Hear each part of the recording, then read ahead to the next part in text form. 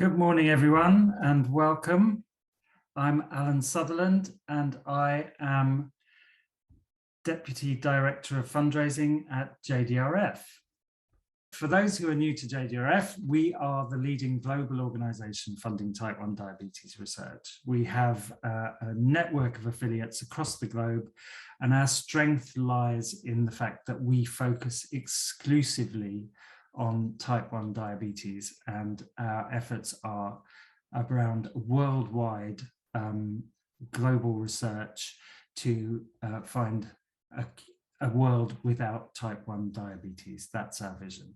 And we in the UK work with the two government major funding bodies, the Medical Research Council and the National Institute of Health Research, to make type 1 diabetes a research priority. And we work with a range of government departments to help them understand the impact of type 1 diabetes in the UK and the excellence in research that the UK can provide to our global mission. So our mission is to improve lives and today and tomorrow by accelerating the life-changing breakthroughs to a cure, to prevent and to treat type 1 diabetes and its complications. So the more excellent research that gets funded by JDRF and others, the quicker we can drive developments to a cure or to treat and prevent type 1 diabetes. We're also the lead in advocating for the development of connected research across autoimmune conditions in the UK, to generate advances in knowledge and treatments for all people living with autoimmune conditions, and of course with a particular focus on type 1 diabetes for us. And I'm delighted that today on this webinar about technology and type 1 diabetes, that we're joined and supported by a number of leading medical technology companies working in the type 1 diabetes field. So I'm really pleased to welcome Abbott, Liquide, CamDiab, Dexcom, Insulet, Medtrum and Medtronic, and you'll be able to hear more from each of them across the course of the morning. So I'm very delighted to welcome them all here today. A couple of points about the webinar. So our event is, of course, happening on Zoom. To help prevent technical difficulties, we would recommend that you keep other internet use to a minimum while you're on the Zoom. We've got your camera and microphone turned off automatically so that your identity is protected throughout this webinar. But if it works, I understand there've been a few issues, but hopefully we'll get it sorted. We're trying to get the chat sorted, and your hosts on the chat today are David and Chris. So when we've got it sorted, please feel free to use the chat feature to talk amongst yourselves, share your experiences in managing type 1 diabetes and your experiences around all things digital and technological in relation to your management of diabetes. And also, if you've got a question for any of the speakers or any of the companies who are taking part today, please go to the Q&A section and put that person's name or the company name in brackets and ask any questions that you would like to.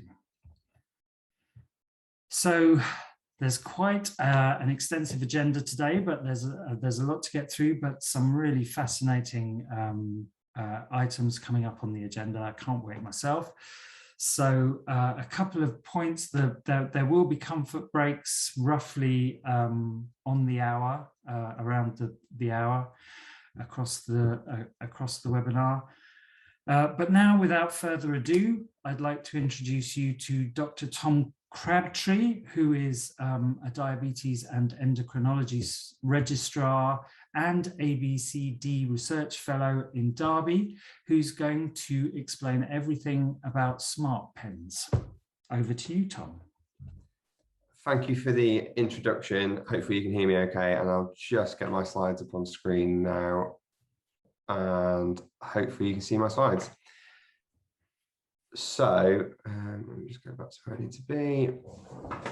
So I'm Tom We'll be talking to you today about smart pens, or connected pens is probably what they're more correctly called. I will stay in the chat for questions at the end, but I do have to leave a little bit earlier than everyone else. So if anyone does have any questions they think of later, that's my Twitter handle. If anyone wants to add me on Twitter, that's absolutely fine. And we can catch up there. So these are my disclosures.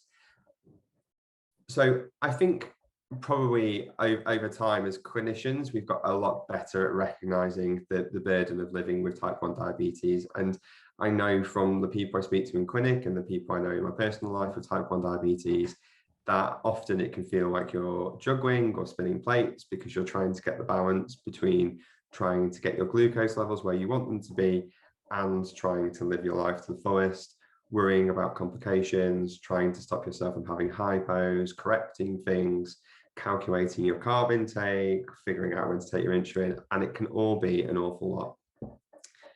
We know that in the UK, from the National Diabetes Audit, fewer people meet the targets that we set for HbA1c than we would like, and we know that there's a little bit of a vicious cycle there. And I hope that we're moving away from this a little bit, but I suspect many people out there feel like if they go to their diabetes teams and their HbA1c isn't where they'd want it to be, that they might be worried about the reaction they'll get. So maybe you don't go to appointments, and then you get into this vicious cycle where you don't get access to the bits of kit or the support you need to get to where you want to be. Now, many of you will recognize that there's options available to try and break this cycle, but also to try and reduce the burden of living with diabetes and hopefully improve your glucose levels on the way.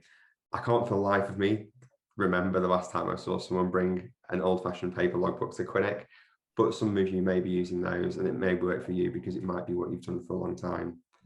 It was interesting to see from the poll that a lot of you are already using Freestyle Libre, which we know we have quite broad access to, although not universal access to in the UK. And we also have insulin pumps and closed loop systems, whether they be commercially available ones or open source DIY options. The other thing that I think we're increasingly recognize is that although we have access to technology, it doesn't always suit everyone.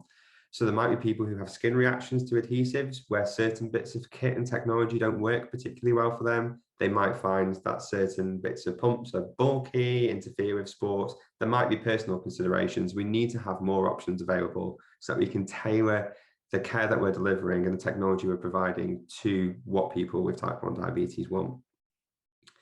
I'm sure many of you will also recognise that since the COVID pandemic, we've sort of been forced into a position where fewer face-to-face appointments are available. Many of you may have experienced that your care is now being delivered wholly or in part through virtual consultations, telephone consultations, and actually, if you're using a paper logbook, that makes it very difficult for us to have what I'll talk about in a second, which is a data-driven consultation. Things like Freestyle Libre really help with that because we can get your data in the cloud, and also being on insulin pumps, those sort of systems where you can upload at home means we get a whole array of data that can inform the discussions we have about your diabetes care. And this is the problem we have, and this is the analogy that I've stolen from Prof. Chowdhury, so if this isn't my own analogy, I wish I could take credit for it. But without the insulin data, and even with just the glucose data, we're only getting half the story. If you don't bring any data at all, that's a little bit like turning up to a mechanic saying that your car is broken and you left the car at home, because we can't understand what's happening. So what we need is data, so we can have a data-driven consultation and informed discussions. That's us from a healthcare professional point of view. But Melissa, who's doing the next talk, will talk about reviewing your own data and reflecting what's happening. And it's also really important to allow you to do that. Without that, we're often left guessing or making suggestions based off what we see with just glucose data. And that can be really difficult. And in fact, in some cases, dangerous. So we need to be able to find a solution for this. So one potential solution is connected pens. Now, although these are probably more lower down the ladder of technology, they're relatively new to market, and we're sort of trying to get our heads around them a little bit as clinical teams, as many of you might be as people with diabetes. And it was interesting to see that I think there was 7% of you in that poll were using smart pens already. Now, what these do is they'll allow for insulin dosing information to be recorded. That's then stored in the pen, which can be uploaded to an online system and facilitates review in the cloud. Or if you turn up to clinic with your pen, we can download the data and review the insulin that you've been taking together.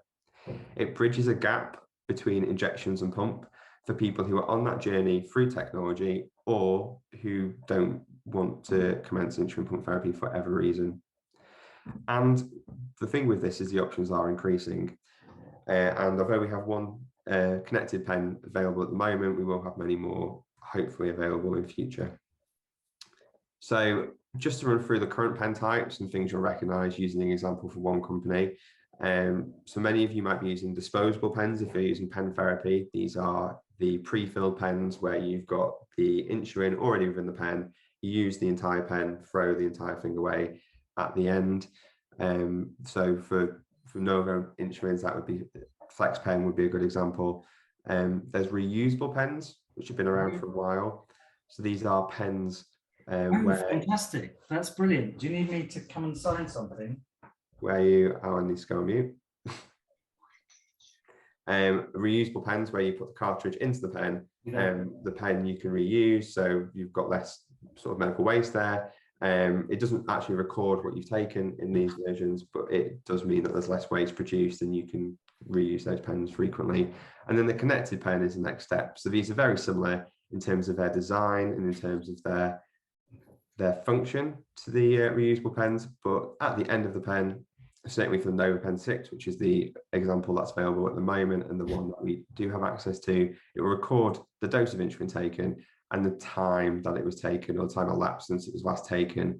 And then within the pen, it will store that data, which can then be downloaded in clinic or uploaded to the cloud via apps like Gluco down the line.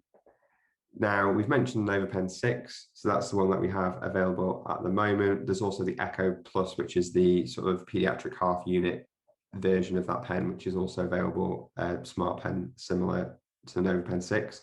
But there's other examples that are coming to market soon. So you may see in the next year Sanofi smart caps. So for Sanofi insulins, this is a cap which goes onto a regular disposable pen and will record the dose of insulin taken, and that can be downloaded. The Medtronic InPen, again, I don't know when this is due. Medtronic reps might have a better answer for you, but I understand this is coming to market soon, which will be compatible with multiple different types of insulin and also come with an app that will be able to do some more sophisticated calculations. And you may also see the Tempo Smart button for Lilly insulins. This is a cap, looks very similar to Sanofi, but it attaches to a bespoke disposable pen, so different to the pre-existing disposable pens. Now, what I want to know from yourselves, and very happy for you to put this either in the chat or the Q&A, and I think Mary will feedback and let me know what's happening. But when you think about these sort of pens, what sort of things do you want to see? Because that's what I think we're all interested in as clinicians. And whilst you do that, I'm going to tell you the sort of things that we're looking for as your healthcare teams when it comes to these sort of pens. What we want is we want them to be easy to set up. We want you to be able to get your hands on them and use them with minimal training possible, and for them to be very simple and with minimal problems likely to be encountered. Very user-friendly in that regard. What we want in an ideal world is for data to automatically be transferred to a single program. And we talk a lot about interoperability, and you'll often see us in diabetes clinic where we've got 4 or 5 screens because we have to go onto 4 or 5 different platforms, and that'd be quite difficult. And we want to be able to see all of your data on one system. Ideally, we'd also like a Boas calculator as well. Let's have a look and see if anyone's put anything in Q&A. Perhaps not. Yeah, echo function, so you can check when you ask the country. I think forgetting or recalling whether you're taking your insulin dose is probably a recurring theme as well. I'll come back to the chat just so I don't get stuck for time and see if there's anything at the end. So do they work? Well, the answer is yes. This is the only data I'm going to show you, but when added to people using predominantly Freestyle Libre, given no additional education, it's not given extra carb counting education or anything like that, we do know it improved glucose levels, which is good news. The other thing that we recognise is that it can reduce waste. So obviously thinking about being environmentally friendly. So we're getting less waste than we would get with disposable pens. And to most people, all diabetes technologies are intuitive, but especially to young adults and children, these are sort of things that we picked up. Obviously, it can be uploaded remotely or in clinic, which means I suspect they're more accessible than other types of technologies. There are potential downsides. They're one part of a bigger picture. And although they don't need education to have some benefit, I suspect the most benefit will come when additional education is provided. We also need to bear in mind that we need to make sure we get these devices into hands of people who need them, beyond social economic deprivation barriers that might exist. And we don't want to widen any digital divide that might exist between the people who have and the people who don't have. When it comes to access, these my personal thoughts when it comes to smart pens, connected pens. I think diabetes asks a lot of you already, and my feeling is always, if we can make things easier for people with diabetes, then we should. Connected pens are a really simple means to provide additional support to those using injections and to facilitate those data-driven consultations and personal reflection that we've talked about already. We still need to consider the impact on those who cannot or do not want to access these sorts of technologies and how we can reach them and potentially try to change their minds if we think they'll benefit. In the more distant future, we might find that there's even smarter pens that come out. There's the idea of closed loop in pen form with sophisticated calculations on an app with a bolus calculator. I've turned this digital wind up. We had some debate amongst a few of us as to what we could call this, but none of the manual clicking up of your pen anymore, more of a giving it a dose and it will deliver it automatically. So for people who maybe have limited dexterity, neuropathy in their hands, arthritis, other problems, that might be important too.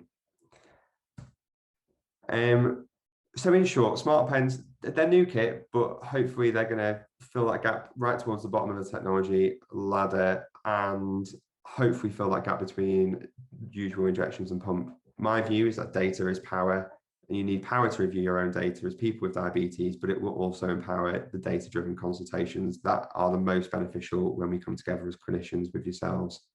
The options are currently limited, but there's definitely more options on the horizon.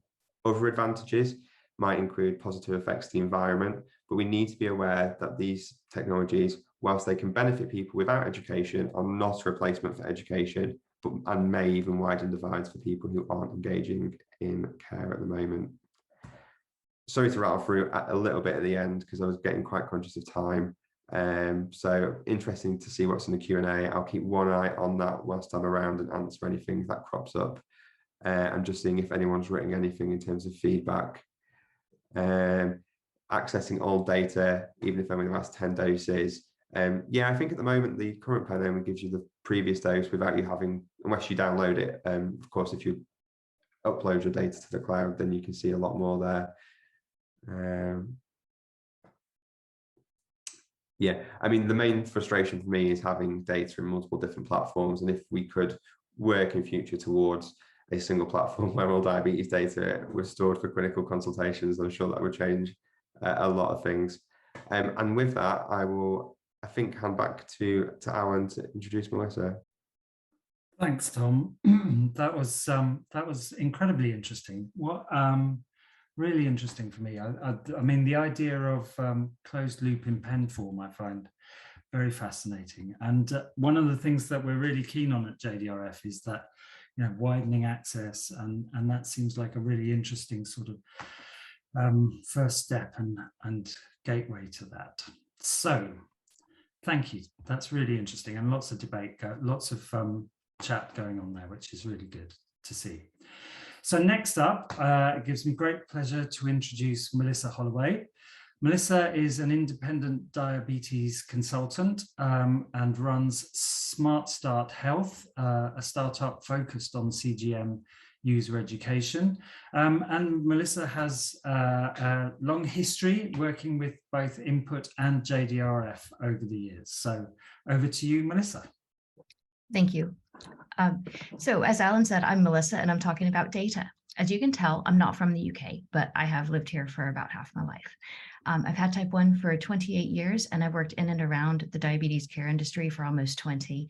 So in terms of being a consultant, I'm more of a talk about things consultant. I'm not a diabetes consultant you can go see for a prescription and a recommendation of anything, just to clarify. And I have been a volunteer for JDRF UK for many years. Now, this presentation will be a real whistle-stop tour. I mean, people write master's theses, if not doctorates these days, on this kind of topic. So I'll aim to cover a lot of things very quickly.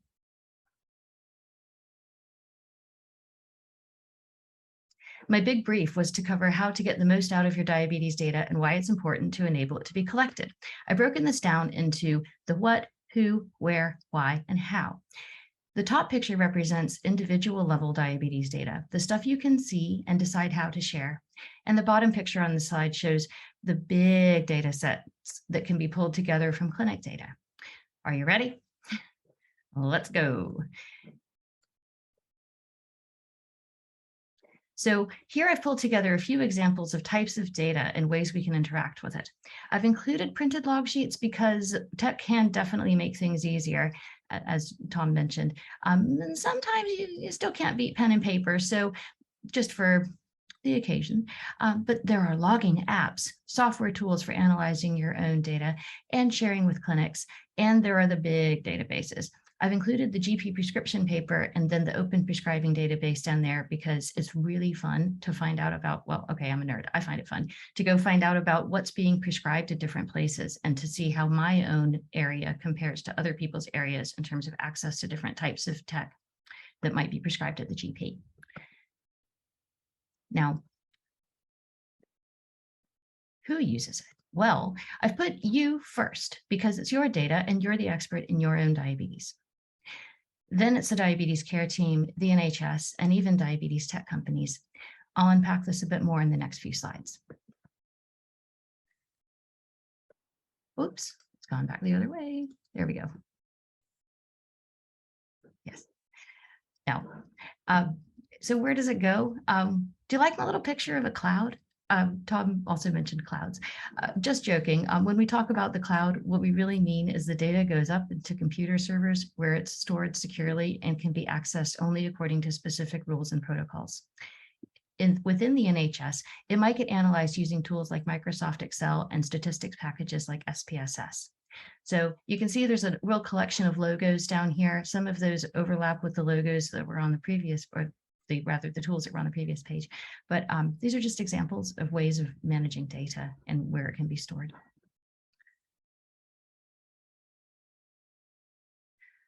So why does it matter? Well, first, the data matters to you. I put this line here, you either succeed or you learn, because I love the idea that we learn rather than fail. Our goals can change over time, and knowing what success looks like for us helps us access the tools and support we need to get there. For care team input, also as Tom mentioned, they really might be guessing. An A1C result is a whopping great average. It can hide a lot of different patterns and coping strategies. Some people who have a really high A1C may also have some almighty hypos, and some people whose A1C looks bang on target may be having lots of highs and lows in a week. A diabetes team can make a lot of unhelpful suggestions based on just the A1C number. And as for research, policy, and commissioning, I like to think of the power of a snowflake. Power? I mean, doesn't it just like drift from the sky and melt? Nah. Combined together, snowflakes can cause an avalanche. Each of us can help shape the future for all of us. So how can we use the data, practically speaking? I've highlighted a few ways here. I believe we shouldn't feel surprised at clinic visits, and we can speak the same language as the diabetes care team. Diatribe and the book Think Like a Pancreas. Get the 3rd edition, lots of updates since the old ones. They're great places to start. We already hit on the care team. When it comes to sharing with loved ones and peers, sometimes it's real-time sharing so someone else knows what's going on. And it might be when my husband asks me something in the evening after I've had a real day of it with my diabetes, and I just show him my CGM graph on my phone. He knows, would you like a drink? And we'll talk about that later. Might be the best thing he can see and say. In terms of research and policy, most of that sharing happens automatically unless you've opted out. If you have opted out, I'd encourage you to consider opting back in. You can speak to the GP if you'd like to.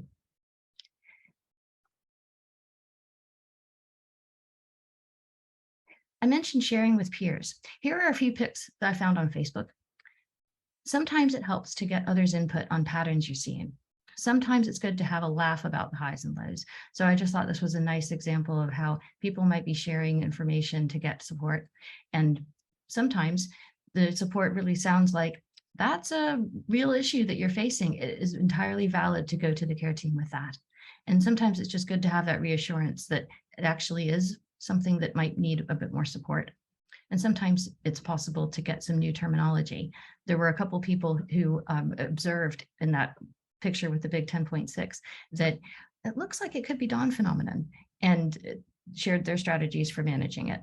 And one person hadn't been aware of the term dawn phenomenon. So it was all a good experience for everyone to learn. Now moving into research. I know this is a busy slide. On the right is a pic of a journal article that was published by the Manchester Diabetes team. The big highlights here were improvement in HbA1c among both Libre and Dexcom users, and that 65% of the Libre users and 75% of the Dexcom users had less than 4% time in hypo. That's a really big metric. And it was great to see that they were able to find that out from using the data from their own patients, not a clinical study that was organized and run as a clinical study. And on the left is a press release from Abbott about how they found out that people using the LibreLink app had more time in range compared to people using the Libre Reader, which was pretty cool. And they could find that data from looking at the data set that they have access to. Now on to the NHS data. First, I wanted to point out how securely the NHS data is kept. So there are a few keywords over on the left-hand side. The data is all encrypted so that it can't be matched back to an individual patient. But there are enough linkages and data sets to help spot patterns and trends, especially in terms of complications, for example. And that can have an impact on how budgets get set. Zooming in on the right, here's a figure from the most recent NHS diabetes audit report. One key finding was that people who use CGM had a better chance of reaching a goal HbA1c. Well, great. But did anything happen as a result of that? Well, in a word, yes. Just 7 years ago, the 2015 NICE guidelines did not recommend routine use of CGM in type 1. But as of March 2022, the updated NICE clinical guidelines do. There's still a lot of work to do for everyone to get hold of it, of course. But you can see how the data and the evidence really made a difference in changing the policy.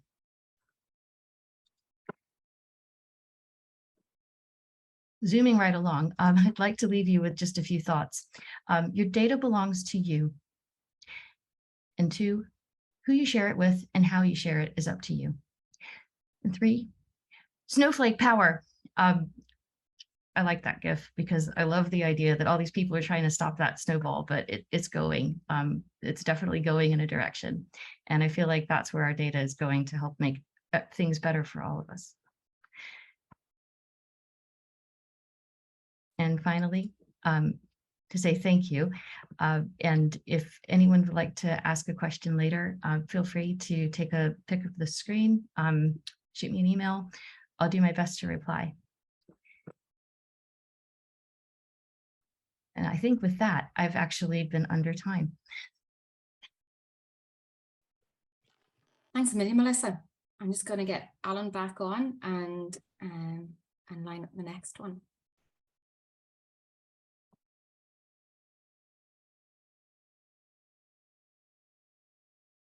Hi, thank you so much. Thanks, Melissa. That was also really fascinating. It's great, isn't it? I mean, we hear so much about how collecting data and our data being used for reasons we might not want them to be used for, but you know, it is a wonderful thing if it's used properly, and it can make such a difference to people's lives if we use data well.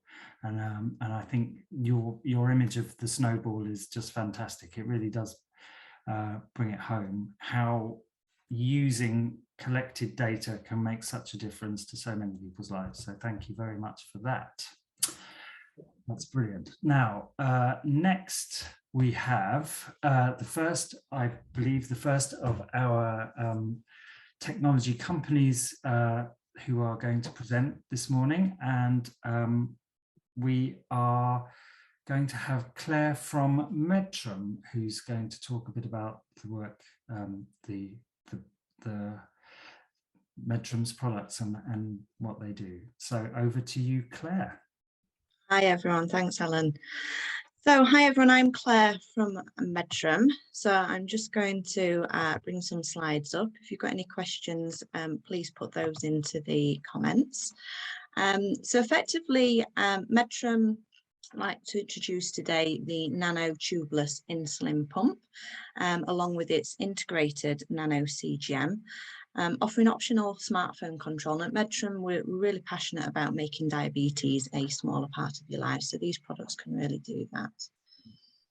So as my it won't move on.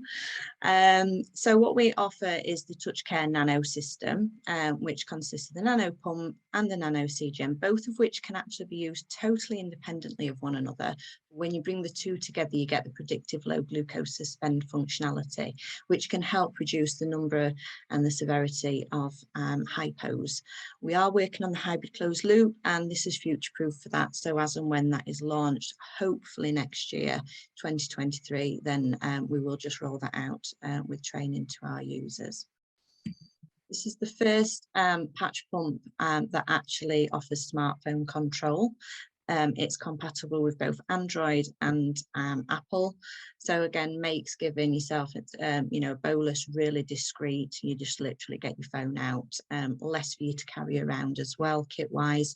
And you've got live data if you've got somebody following what's happening with the pump through the day.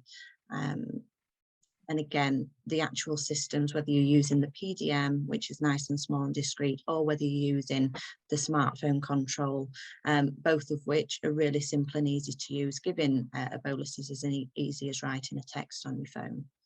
You can see here the pump's made up of the grey reservoir and the white pump base, very, very small, as you can see. We only ever throw away the reservoir, so again, less wastage. Very discreet, can be worn anywhere where you would sort of inject insulin. And again, it's the smallest patch pump on the market, and it's 3-day wear. So you've got 200 units in there as well. This is your CGM. It's a small rechargeable transmitter, the nano CGM. It's factory calibrated and effectively, again, can integrate with the pump when used together. So effectively, you've got all your pump and CGM needs from one company. You can request a demo patch, you know, for size and comfort from our website. So again, if anybody's got any questions, feel free to post in the comments, or I've put my details in the chat functionality as well if anybody wanted to email, or if you want to go to the Medtrum website, then again, you've got the option of doing that. Hi Claire, thank you very much for that presentation. We have a couple of questions in the Q&A function.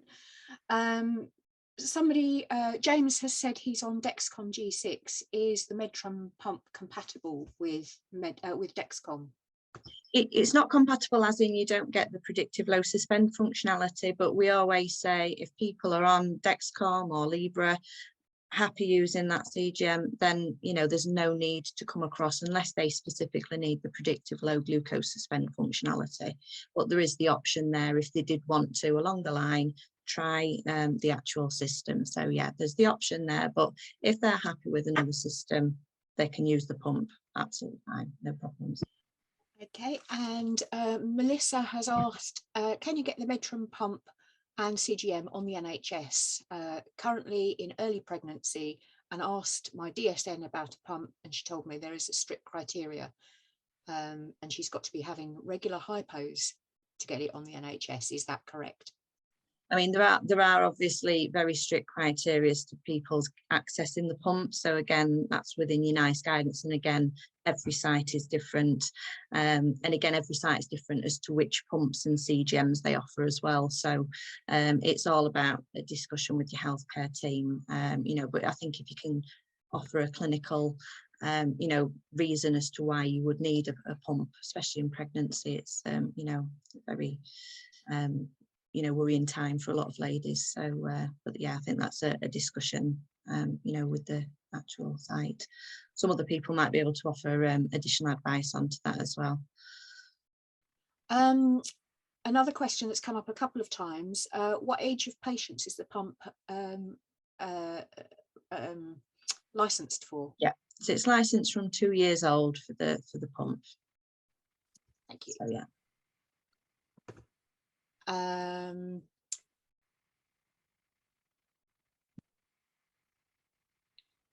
Okay, and this one is a bit specific, so I'll put it to Medtronic as well. What's the difference between Medtrum and Medtronic pumps? So we, as far as I'm aware, we only offer the semi-closed loop. So at the minute, our system only sort of captures the hypos, or tries to, you know, stop the pump talking, stop the insulin being delivered when it hits or is predicted to hit a low. Whereas as far as I'm aware, the Medtronic system actually works at the higher levels as well, so it can help manage, you know, auto boluses. But again, I'll let the Medtronic representatives answer that question. Is Medtrum support UK based? So yes, the UK, we have a UK helpline, and that's open 24 hours a day. So yeah, basically you come to our UK based helpline. And Catherine has asked, how much does it cost if you fund it privately? I think probably that's best for you to type an answer. Yeah, because it's not just about costings as well, it's about support from your team as well. But we can always, you know, send some costings. So my email's in the chat function if you want to get in touch, that's absolutely fine.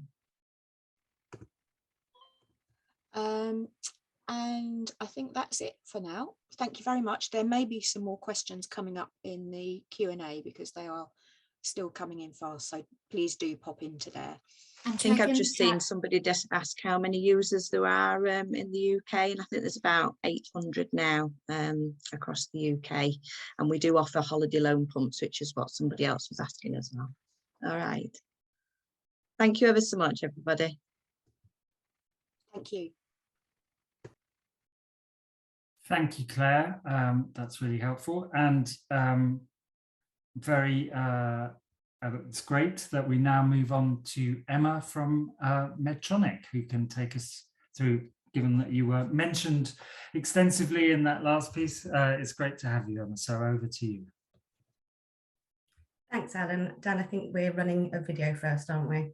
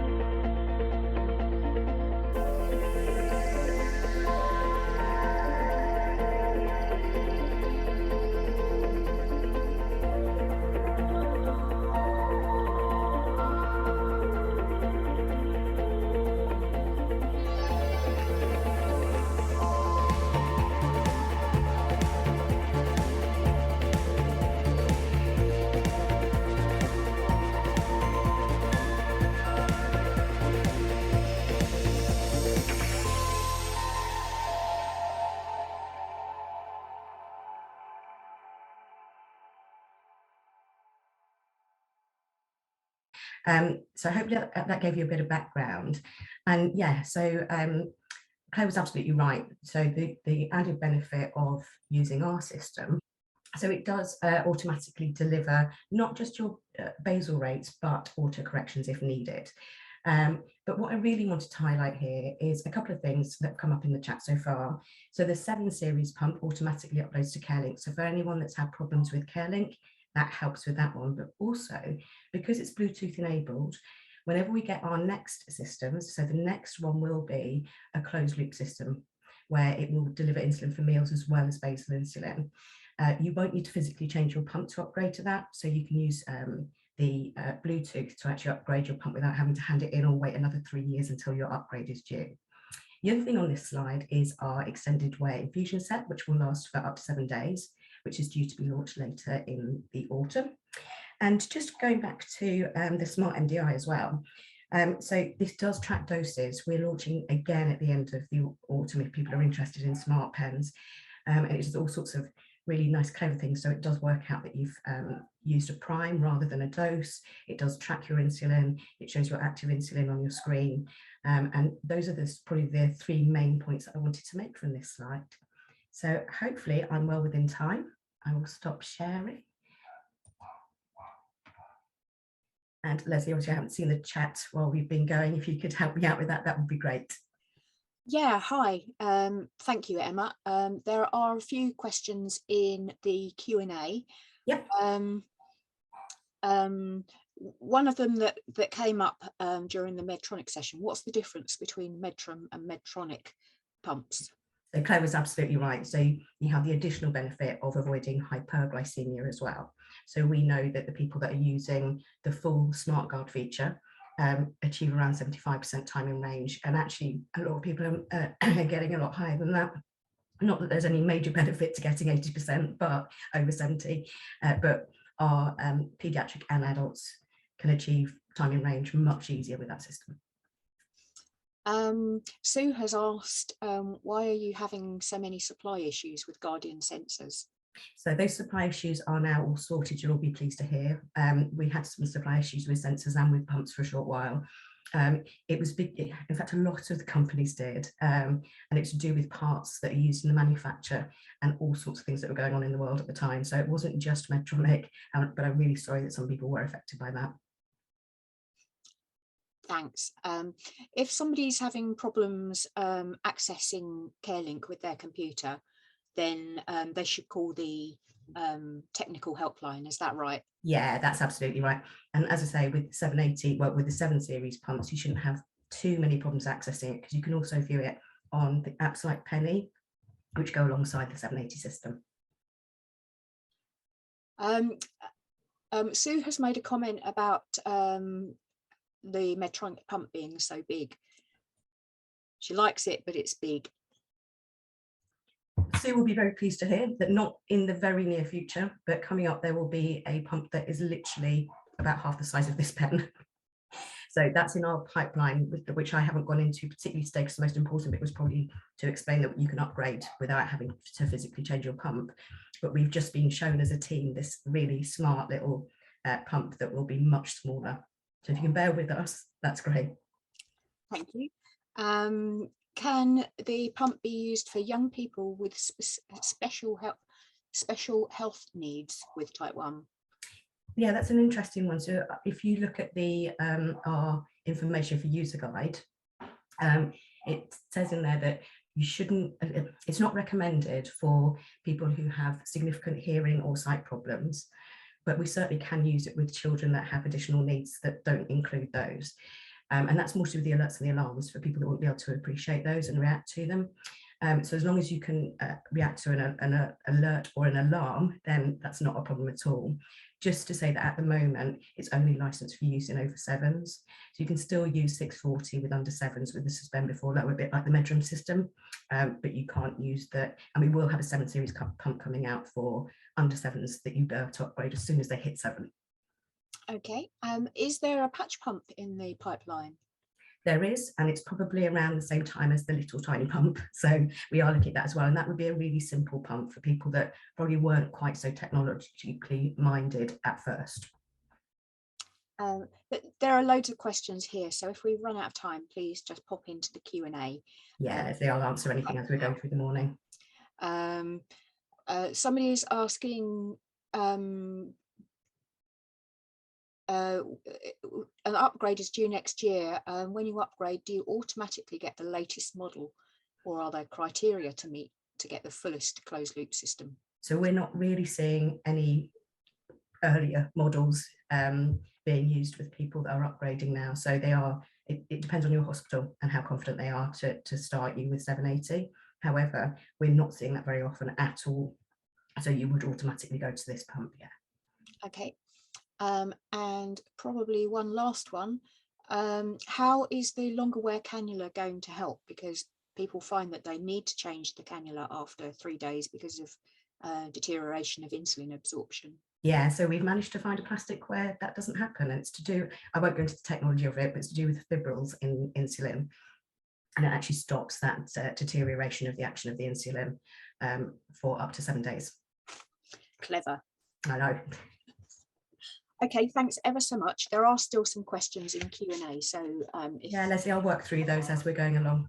Thank you. Thank you. Okay, it's now my pleasure to introduce Dr. Alistair Lumb, who is a consultant in diabetes and acute general medicine in Oxford, and who is also co-chair of the Diabetes Technology Network, which is part of the Association of British Clinical Diabetologists. All this tech is very well, as long as you can get hold of it. And we know that not everybody in the country can get hold of the tech that they want. So this session is going to be about making sure that people all over the country can get hold of the tech that they need. So Alistair, hi. Hi, good morning. Thank you for having me. Thank you for joining us. So first of all, can you tell us about the DTN? Who are they? What's their purpose and reach, and your role within it, please? Okay. I am the Vice Chair of the DTN, so Pratik Chowdhury, Professor Pratik Chowdhury from Leicester is our chair. And we have a committee. The DTN exists essentially to try to improve access to technology for people with diabetes, technologies that will hopefully help to improve the lives of people with diabetes. So that's our kind of reason for being. We have membership, and our membership is across the whole healthcare team. So we have it's primarily kind of doctors and nurses and dietitians are most of our membership, but from across the healthcare team, we have members from all 4 UK nations, and we have representation sort of either on the committee or regular meetings with from all 4 nations. There's a question, sorry, someone's just asked, can I say what DTN stands for? It's Diabetes Technology Network. It started off as IPN, which was the insulin pump network, but we've obviously widened our thinking and our kind of approach since the beginning. Do you have patient representation within DTN? That's a really good question. We have had, we have lost the representation of kind of people with diabetes, the kind of experts by experience from our committee, and we will be advertising very soon to replace those people. Great, thank you. So can you tell us what the DTN is doing to increase access to technology across all 4 nations? Yeah, all technologies. Yeah, so our kind of so the way that we approach things is kind of along 3 different lines. So we know one of the barriers to access to technology, healthcare professionals and people with diabetes told us, was about training for healthcare professionals in sort of understanding the technologies and in using them. So one of the big strands of things that we do is provide healthcare education, and we do that in a number of different ways. We do face-to-face meetings.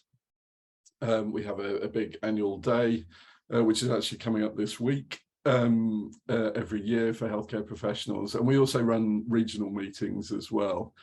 There was a question about whether we cover Northern Ireland.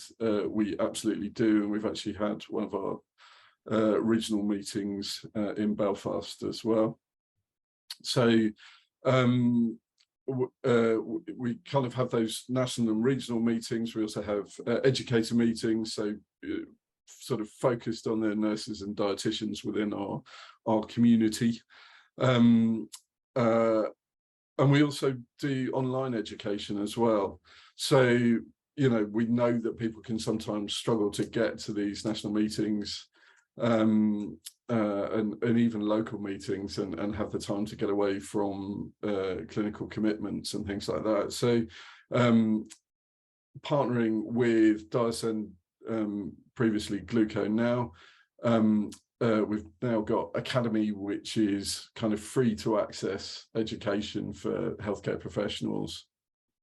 And we've got a lot of stuff on our website as well for people to use. So another barrier is time. One of the things we have on the website are some videos, so expert views on devices. So two of our educators, Geraldine Gallen from King's and Sarah Hartnell, who are both real sort of expert educators, talking about different devices and sort of discussing some of the pros and cons, some of the feedback that people have had. So that can save time by allowing people to have a look at those things at home. It can save time for people with diabetes and from healthcare and for healthcare teams as well. Yeah.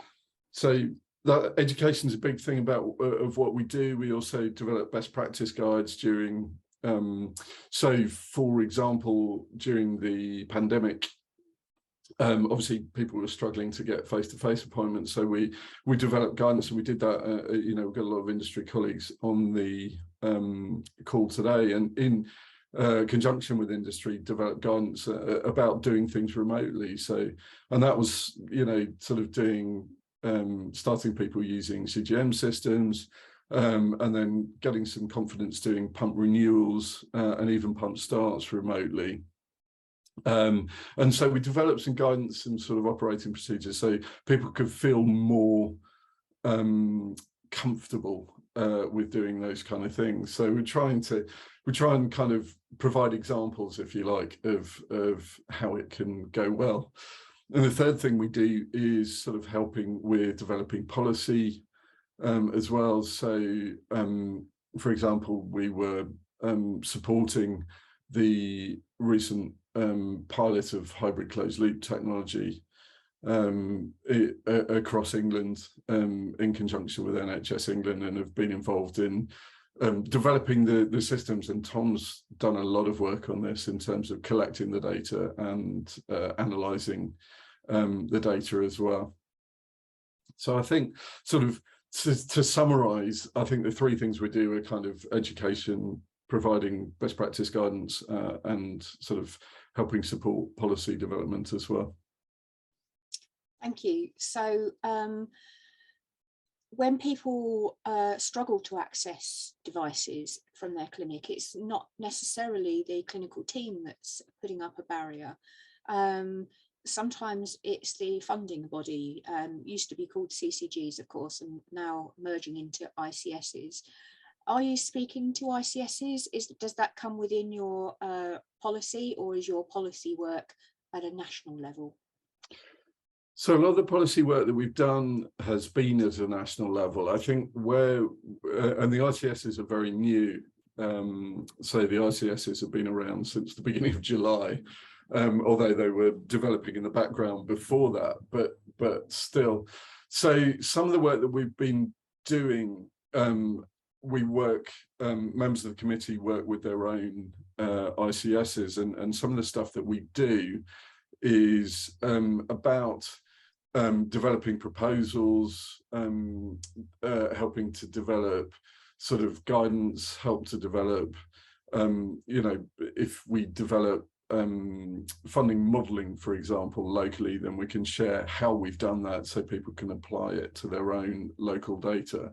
So I think as DTN, we've not been talking directly to ICSs, but what we're trying to do is kind of help and support people to talk to their own ICSs.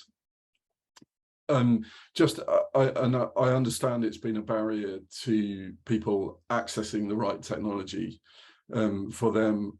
Sort of CCGs in the past, different CCGs having very different policies.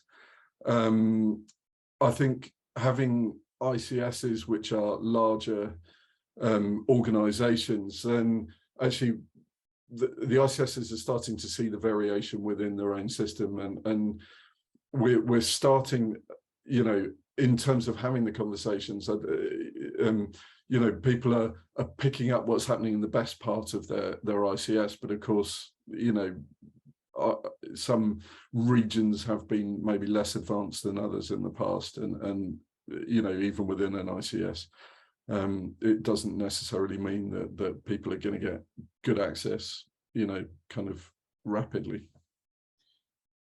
So can you talk to us briefly about the difference between wide access and appropriate access?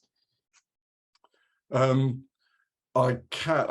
Yeah, I've been thinking about this a lot, and I'm not sure I fully understand the difference. But I think wide access. So, for example, the NICE guidance on continuous glucose monitoring is very much about wide access. So that's about everyone with type 1 diabetes having access to some form of continuous glucose monitoring technology. That's a fantastic advance. Again, we've been trying to, you know, kind of make the case for that in the background for a long time. But that's a sort of wide access. I mean, I think there are, and that's based on NICE's kind of cost effectiveness analysis. So that they're saying that it's worth spending the money on it in order to, you know, kind of reap the benefits for everyone across the whole population. Appropriate access maybe is more about getting the right technology for the right people. So, you know, I think, for example, there is the NICE technology appraisal on insulin pump therapy, which does have particular kind of guidance about who should have access to pump therapy. And so for that, it's identifying, you know, that people, when people meet those criteria, and making sure that those people have access to insulin pump therapy. So I hope that answers your question. That's how I understand it. Okay, so would it be reasonable to assume that in some areas the clinic will perhaps make a priority of getting everybody on Flash or on Dexcom One, or, you know, a choice between the two, before they then go on to move appropriate people onto connected CGM so that they can use it with a closed loop, for example? Yeah, and I think that probably you know, there are limitations, and there are limitations in terms of clinician time. You know, and rolling out any kind of policy, you kind of have to choose to a certain extent. It's very hard to roll something out with everything all at the same time, and so sometimes it's about making, you know, knowing where you want to get to, which is everybody having access to the right kind of continuous glucose monitoring technology for them. But actually, firstly, we want to make sure that everybody has access to some continuous glucose monitoring technology, and it might be that in order to do the latter, so, you know, to have the whole population having access, in order to roll that out, there are decisions that need to be made and stuff that needs to be organised, and staff training and things like that. So we might need to sort of, you know, an area might need to focus its time on doing that first, before it can kind of fine tune the access to, you know, to different types of CGM. So have everyone have access to kind of the more widely available and lower cost devices, and then widening the access as things move on. Just 3 more questions now. How long do you think people with diabetes should give their clinic and their ICS to get their new policy in place? When can people start demanding something is done sooner to roll tech out? I think it's reasonable for people to be impatient. Yeah.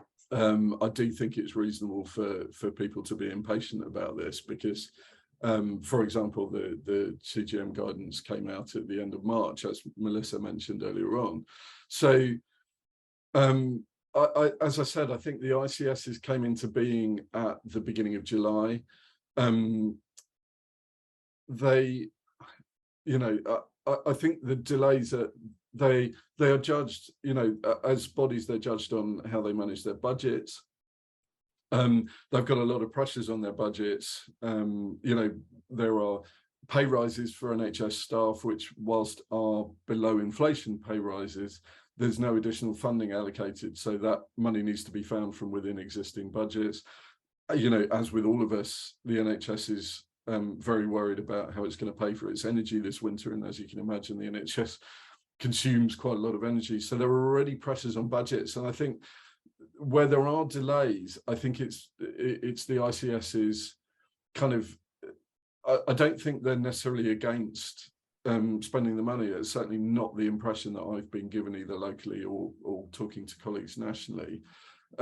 Sometimes they're a bit slow in making the decisions. I mean, you know, we know it's the right thing. We know that CGM is providing CGM for people with type 1 diabetes is the right thing. Mm-hmm. And NICE have given a good statement on that. So we know that it's the right thing to do, but I think that some of the delay is coming with people kind of just worrying about their budgets and how they're going to manage their budgets sort of going forward. But you know, I think it's reasonable to put pressure on those systems to make the decision more quickly. Certainly that's what we've been doing as clinicians. We've been saying, and we've been saying people are impatient and have a right to be. So what can we as people with type 1 do to improve access for ourselves and perhaps for the rest of the type 1 community as well? Yeah, I think that's a really good question, and I think it's putting pressure on the people who are making the decisions, and that might mean actually contacting the ICSs. It's possible,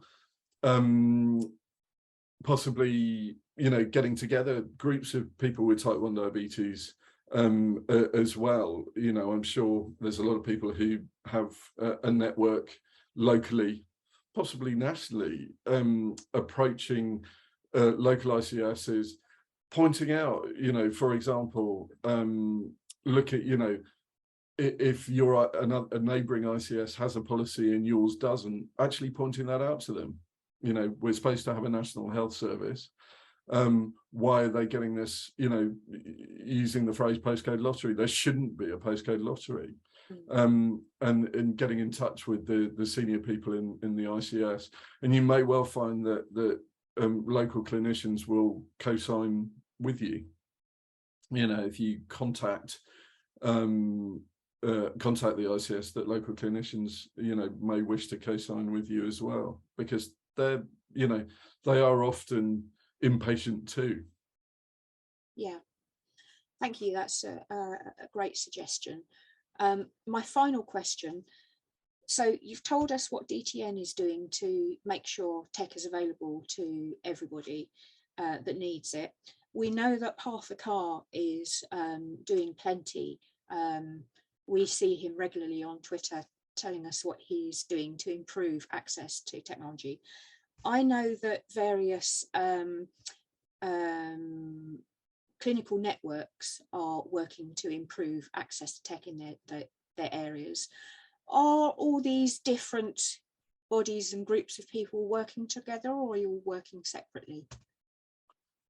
We are doing our best to work together. So as DTN, Partha isn't specifically part of the DTN committee, but we, same as we do with sort of clinical leadership in all 4 nations, but we have regular meetings with Partha, and he'll get in touch with us if he has questions, you know, thoughts about how we go about something.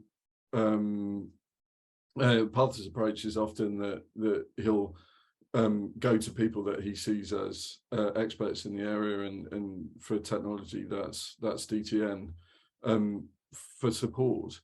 In terms of the clinical networks, we are part of those clinical networks. So, you know, Pratik and Emma Wilmot, for example, are in the very strong Midlands diabetes clinical network.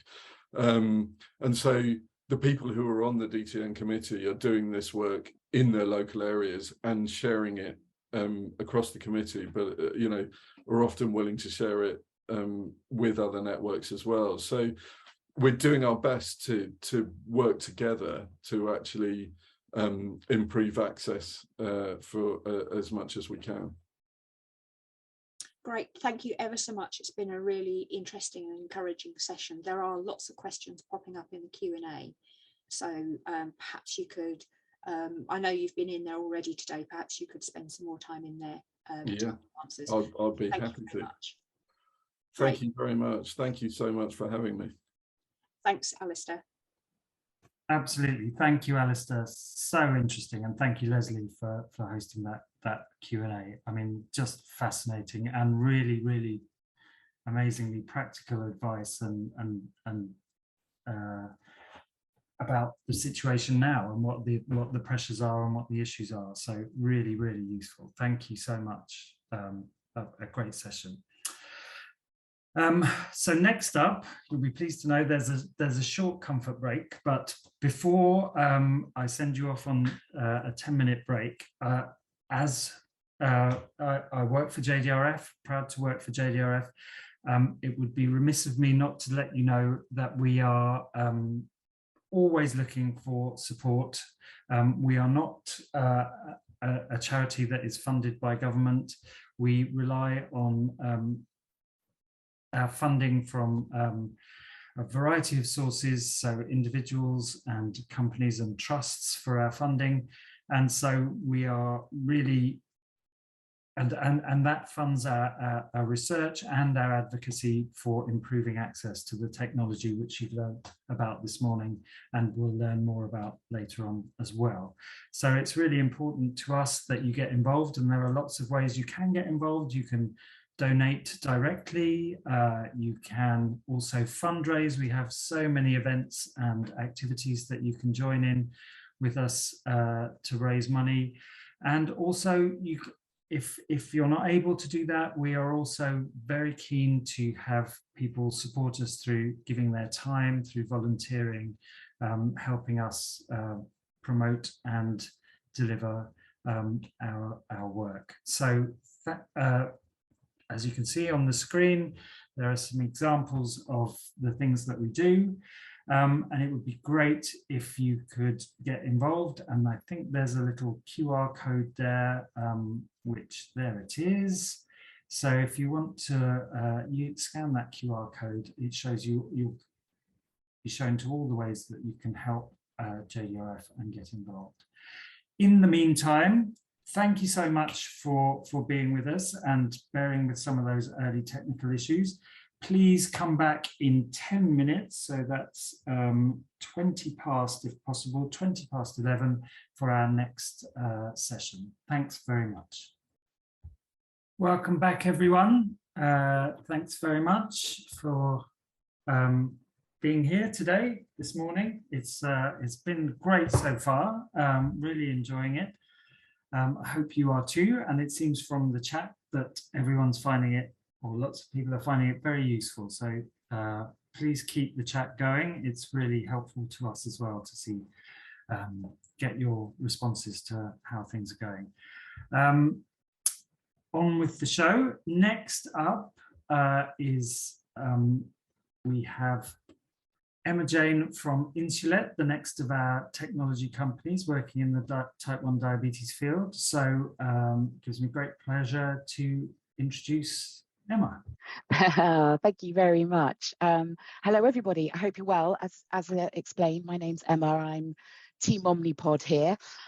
So good news is you're not going to be staring at me or a presentation. I thought I'd use my hands and do a bit of a demonstration today just to shake things up a little bit. So I'm going to hand over to my little camera here where you will be able to see the live product. So here is Omnipod Dash.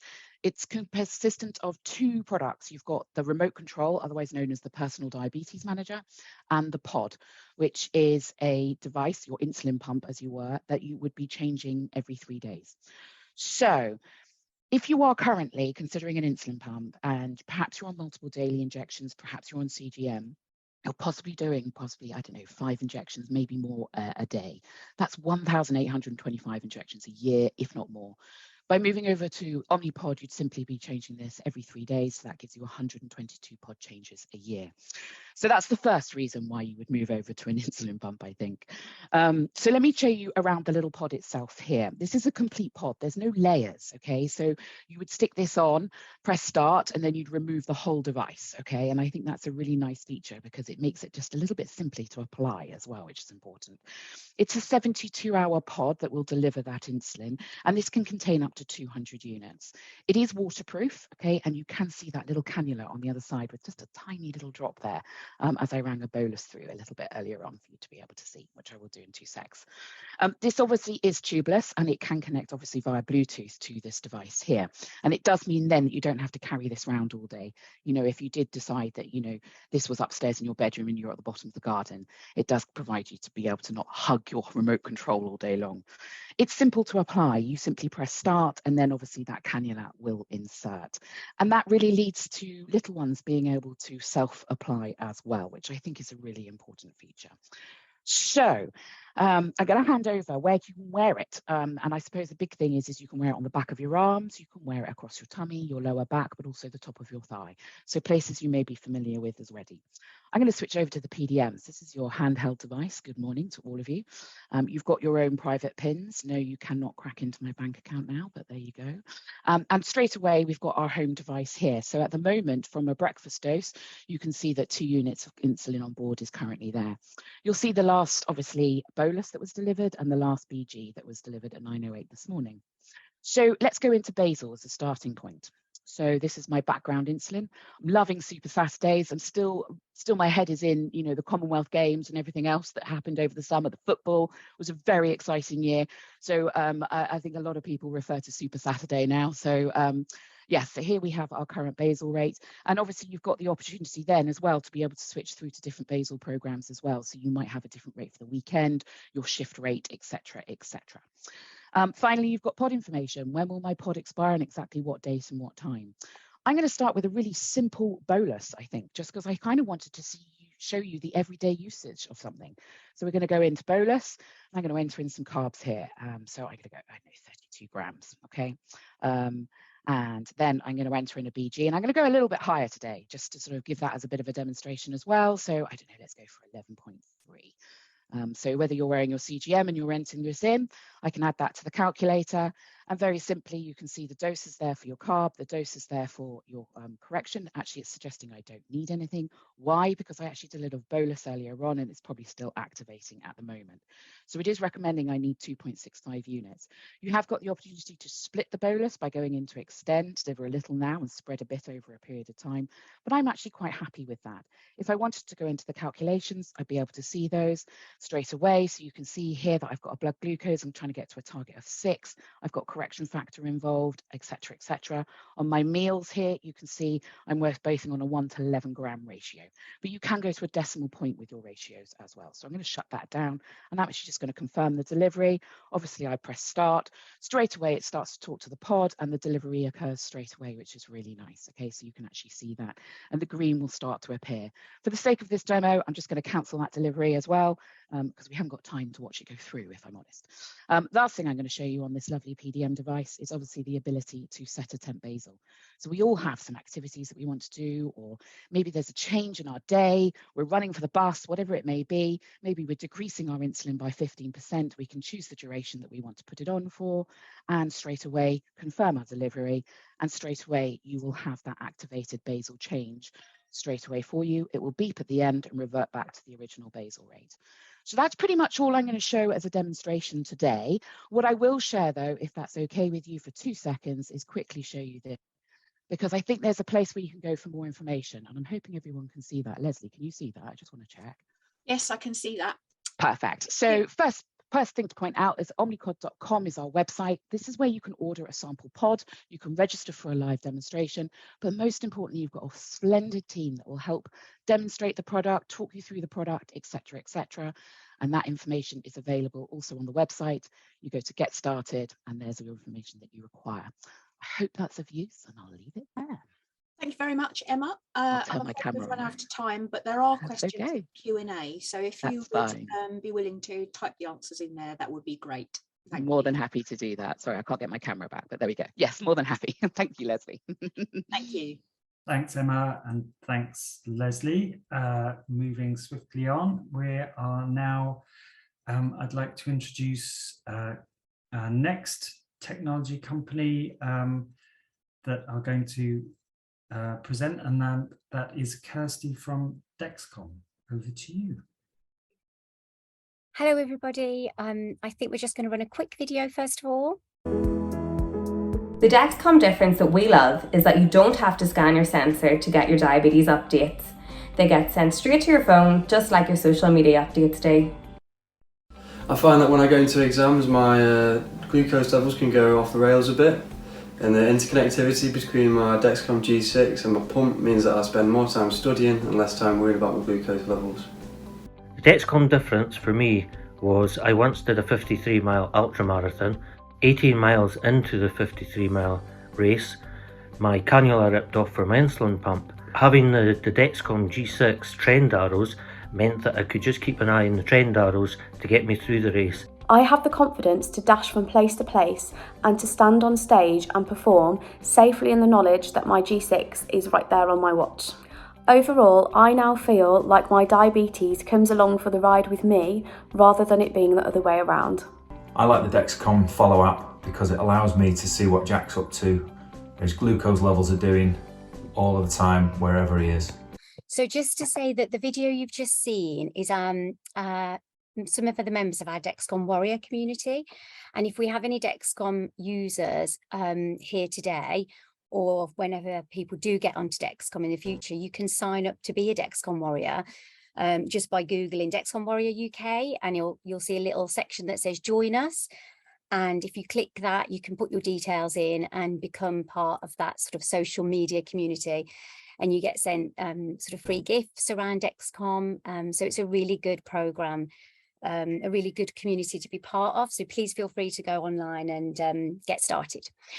Okay, so I just wanted to talk about the portfolio of Dexcom products very briefly today, sort of top line, so you can all get an understanding of what we've got at the moment and what we've got coming. So many of you will be aware that we currently have the Dexcom G6 product, which has been out for some time now, and that will be continuing. We will keep G6 on the market. We have now got the Dexcom One, which is now on prescription, available on prescription. And it's a sort of a simplified, easy to use version. It's a real-time CGM with customizable alerts and all the same Dexcom sensor accuracy that you're used to with the G6. We also have the Dexcom G7 coming soon. We don't have a launch date as yet, I'm afraid, but extra functionality and some really good features in the G7 that will. And as you can see, there's a slightly different transmitter that's integrated in the G7. So instead of having, with G6, you have a transmitter that is sort of used for a 3-month period and then thrown away, and then you use a new one. So with the G7, it's now integrated into the G7. So that's disposable and thrown away every 10 days. There's a much quicker warm-up period. So for those of you on G6 at the moment, as you know, it's a 2-hour warm-up period, and the G7 is only 30 minutes. So again, all the same sensor accuracy that you used to with G6, all 3 products use the same sensors, and that sort of reliable sensor technology is in all 3 products across the board. I'm not sure how I'm doing for time, but I think that covers it. Lesley, is that okay? Yes, that's absolutely great. There are some questions coming in on the Q&A, and I see Paul is in there answering them, which is really helpful. Oh, fabulous. But something that a lot of people might want to know is, when is the G7 going to be launched? Yeah, so unfortunately we don't have a launch date. It will be coming soon, but we still don't have a launch date, I'm afraid. Okay, thank you very much. All right. And I think that's it for the Q&A, but there are still questions coming in oh, here we go. Okay. Using G6 with tandem pump and control IQ, can you clarify G6 data accurately in the real world? So accuracy, what do they want to know? Accuracy, or? I want to clarify G6 data accurately in the real world. Frequently notice a greater than 20% difference between CGM reading and blood glucose. Okay, so we know that the Dexcom G6 is a 9% MARD, which basically means that you can use your Dexcom G6 to make treatment decisions around whether you're high or low, and that's a safe and effective to use. I think if somebody's experiencing large differences like that, then we need to look into that. So that's something we would address with our technical support team. If the person who's mentioned that, I can take that offline and answer them on the chat group afterwards, and we can follow that up with them, because that's definitely not something we would normally see with Dexcom. Exactly, yeah. Okay. Okay, so we're out of time now. Thanks ever so much for your presentation. We'll see you on the Q&A. Okay, and I'll pick up in the chat group on any other questions. Thank you. Thanks so much, Kirsty and Lesley. Yes, please do keep the conversation going in the chat and the Q&A. I know there's lots of questions out there, and everyone's doing their best to answer them as thoroughly as we can. So thanks very much. Next up, it gives me great pleasure to introduce Caroline Byrne.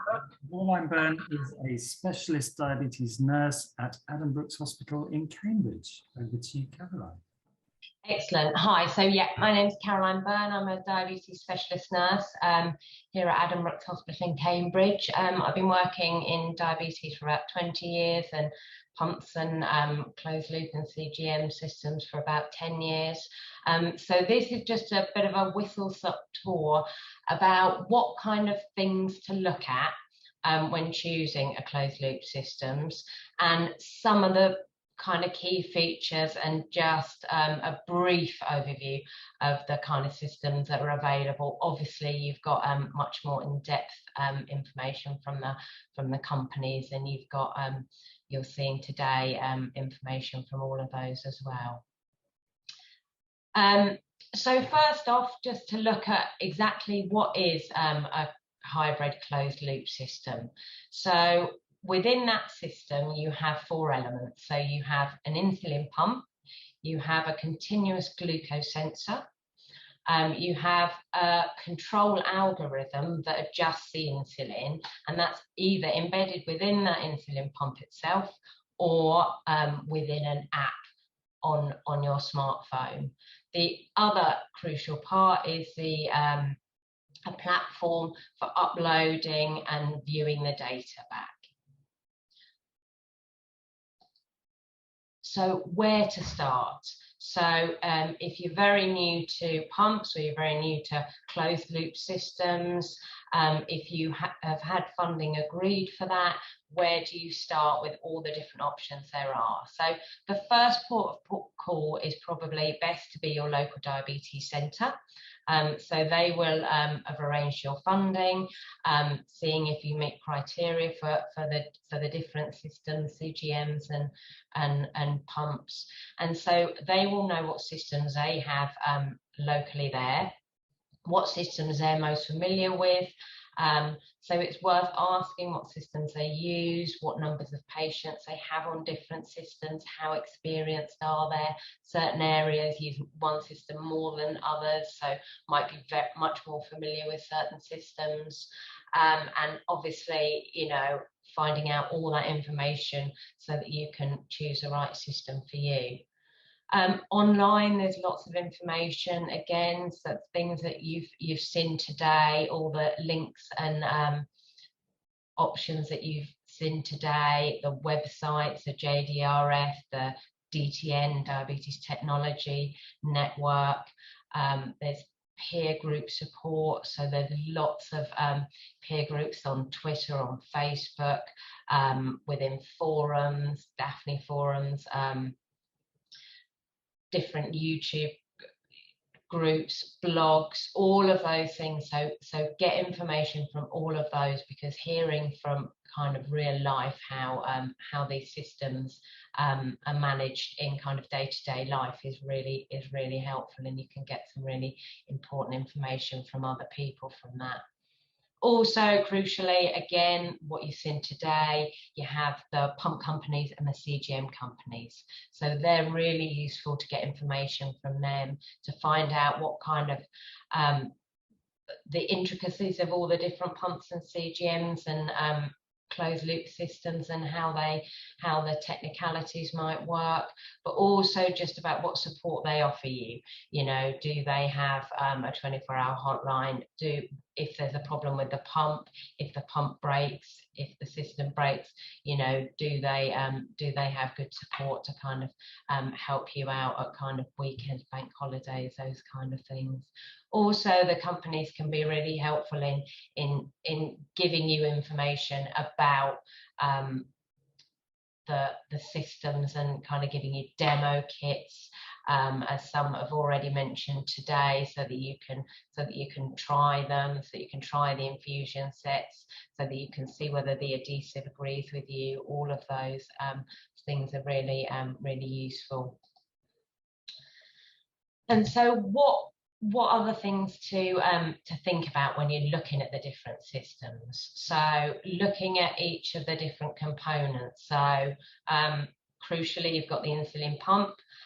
So that can be really important. Size, that's been brought up already today, can be quite a factor for some people. So looking at the size of the pump, what cannula options it offers, whether the pump has batteries or whether it's charged, that you have to plug in. So is that something that, you know, you would find easier to have a batteried pump rather than finding charging points? Whether the algorithm is within a phone app or whether it's pump controlled. So that can be useful to know and to look at with how your lifestyle works. Some people really enjoy spending a lot of time on their phones, and so would much rather have it all integrated on their phone that they can use.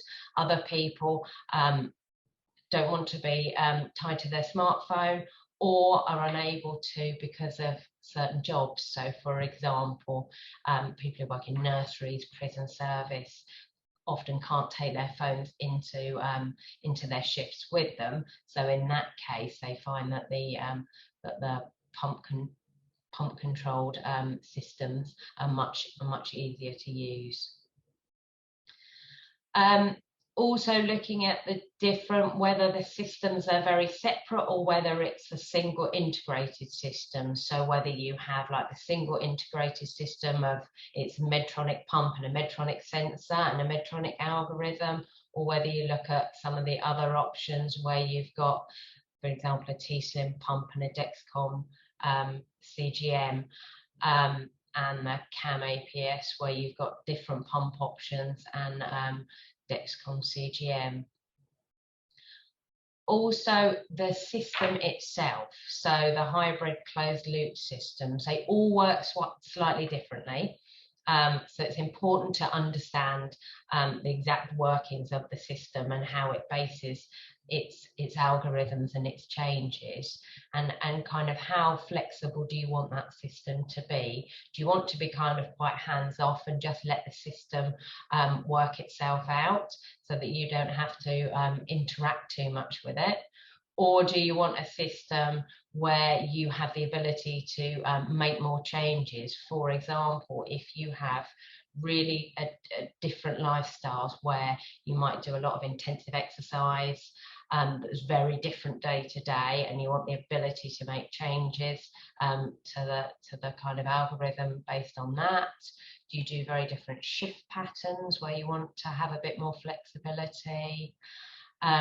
Pregnancy as well can also be a factor if you're planning pregnancy in the next couple of years, and do you want to be on a system that works well in pregnancy, that can make more adjustments. And also, as I said before, the support, you know, what clinic support will you get? Is your local diabetes clinic very supportive of hybrid closed loop systems, where they're going to give you lots of support at the beginning to get used to things, or are you somebody that very much wants to make a lot of the changes and adjustments yourself, and you don't feel the need to have as much support from your local clinic? How much support is a company offering in the kind of startup and ongoing, and what kind of peer group support have you got? Is it that actually you've already got 3 friends that are on one certain system that you'd rather go with that same system? So it's looking at all of those different factors. And then this is just a slide about the commercially available hybrid closed loop systems. So we've already heard from Medtrum that their system's not quite licensed yet, and that's looking at later this year. So we'll wait for kind of data on that to hear about their how their closed loop system works. The Medtronic 670 has kind of been superseded now really by the 780. So I was just going to focus on the next 2 slides, just looking at the next at the 3 systems that are currently being used: the Medtronic 780, the Tandem Control IQ, and the CamAPS FX. So the key features of each, I think all the companies are all going to discuss these. So just a very quick overview of the CamAPS is an Android run app on a smartphone. You've got an insulin pump, and you've got options of the Dana RS, the Dana I, and the Ipso pump. You've got the Dexcom G6 CGM, and you have the CamAPS, which is licensed for 1 year and above, and is also licensed in pregnancy, which is the only hybrid closed loop system that's actually licensed in pregnancy. Some of the other systems people are using in pregnancy, and we kind of learn through that over time, but a lot of people are finding that they may need to turn off the hybrid closed loop part of the pump in the more insulin resistance parts of pregnancy towards the end. The Medtronic 780 system, which is the Medtronic pump and the Medtronic CGM, and then it has the ability to upload the data to a CareLink app on your smartphone. And then the Tandem T-Slim with the Control IQ. So this is linked with the Dexcom G6. And the advantage around this system is you can have different personal profiles, different basal settings.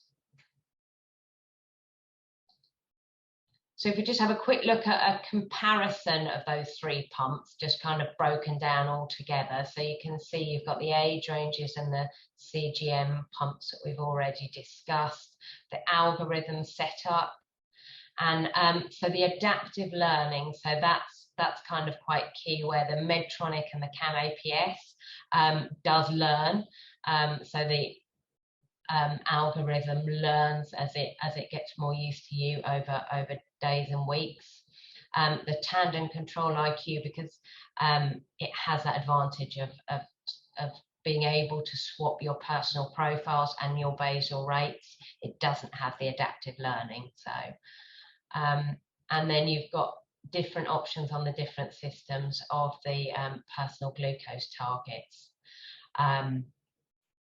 And the CamAPS has the kind of tightest range for those targets where you can adjust it, which is why it has that kind of license in pregnancy, because you can have those much lower targets that are needed in pregnancy.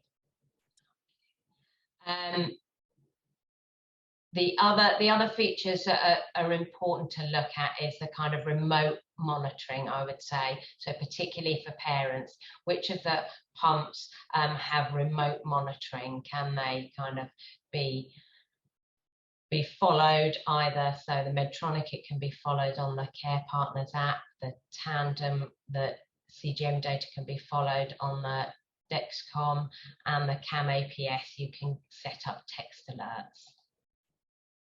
And then we can just look in more detail at the different features of the different pumps and what can be adjusted. So that's a kind of whistle-stop tour of the kind of hybrid closed-loop systems. Thanks so much, Caroline. That was great. I mean, I can imagine how overwhelming all of that must be for people dealing with that kind of thing. So it's great to know that you're there, people like you are there to help people through that, all those questions. And I think particularly useful that section on what questions we should be asking about it, so beforehand, and what our particular needs are. So thank you so much, that's really helpful. And again, everyone, please keep chatting in the chat and the Q&A. If you could put the name or the company that you want to talk to, that you want to ask questions of, in brackets in the chat and the Q&A, that would really help us get the questions answered quickly and effectively. So thanks very much. Again, Caroline, great stuff. Now, it gives me great pleasure to introduce Camille, also known as Nerdabetic, who is going to, well, I'm not sure what you're going to talk to us about. So over to you, Camille. I'm going to talk to you about everything. Hello, everyone. I'm so glad to be here today. For those of you who don't know me, I'm Camille. I've been living with type 1 diabetes for over 10 years now. So I've been a type 1 for quite a while, and I've been on quite a technology journey, discovered Flash around 5 years ago. And 5 years later, I'm fully closed looping. So feel free to ask any real life closed loop questions. I'm very happy to answer those as and when they arrive. I have a YouTube channel about diabetes tech. That's why I'm called Nerdabetic. I felt like that would be a more appropriate name. So I just wanted to start today by highlighting that a session like today could be very overwhelming to every single person living with diabetes. It's really important to be very selfish and think about yourself when you think about all choices, not just about technology, but your general diabetes therapy. Caroline brilliantly mentioned things like shift patterns, pregnancy. When you think about what kind of tech works for you, think about you in that sentence, because that's critical. Be selfish and put yourself first. So today, Mary and the JDRF team just asked me to show you a bunch of cool and interesting things for 15 minutes, but I'm going to try to squeeze it in 10 minutes because I know we short on time. So I'm going to start with a couple of useful things and then building on a couple of previous sessions on things that are on the horizon. You're a bad egg, Camille. Sorry? You're a bad egg, as we say over here in Northern Ireland. I saw that joke. Thank you, Mary. Yeah, so actually a common thread across all sessions today has been data. And we are now really fortunate to be in a position where we actually have a reasonably significant amount of information about from our condition to the state of diabetes at a national and even global level. And sometimes for people with diabetes, it can be overwhelming to actually see this information. So a really useful kind of new app that I've noticed recently, it's called Cockpit. So that in a very easy way can show you how your glucose might be linked to your sleep pattern, steps, activity. I know many of you probably anecdotally are aware that you know, things like bad sleeping habits, or you know, if you do a lot of exercise, that tends to have a pretty significant impact on your sugars. So a really useful tool that I found to visualize some of those things. Next up, I wanted to just highlight an app called Snack, which I've mentioned in my previous presentations, which is an interesting way of doing carb counting. So for those of you that carb count, it's calculating how many carbohydrates are in a meal, so you can enter that into your devices.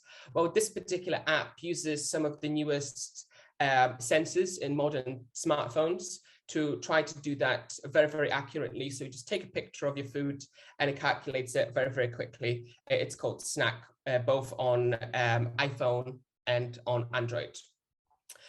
Now, before I move to the next slide, I just wanted to do a very important PSA about an app that has been very, very popular in the diabetes community called MyFitnessPal.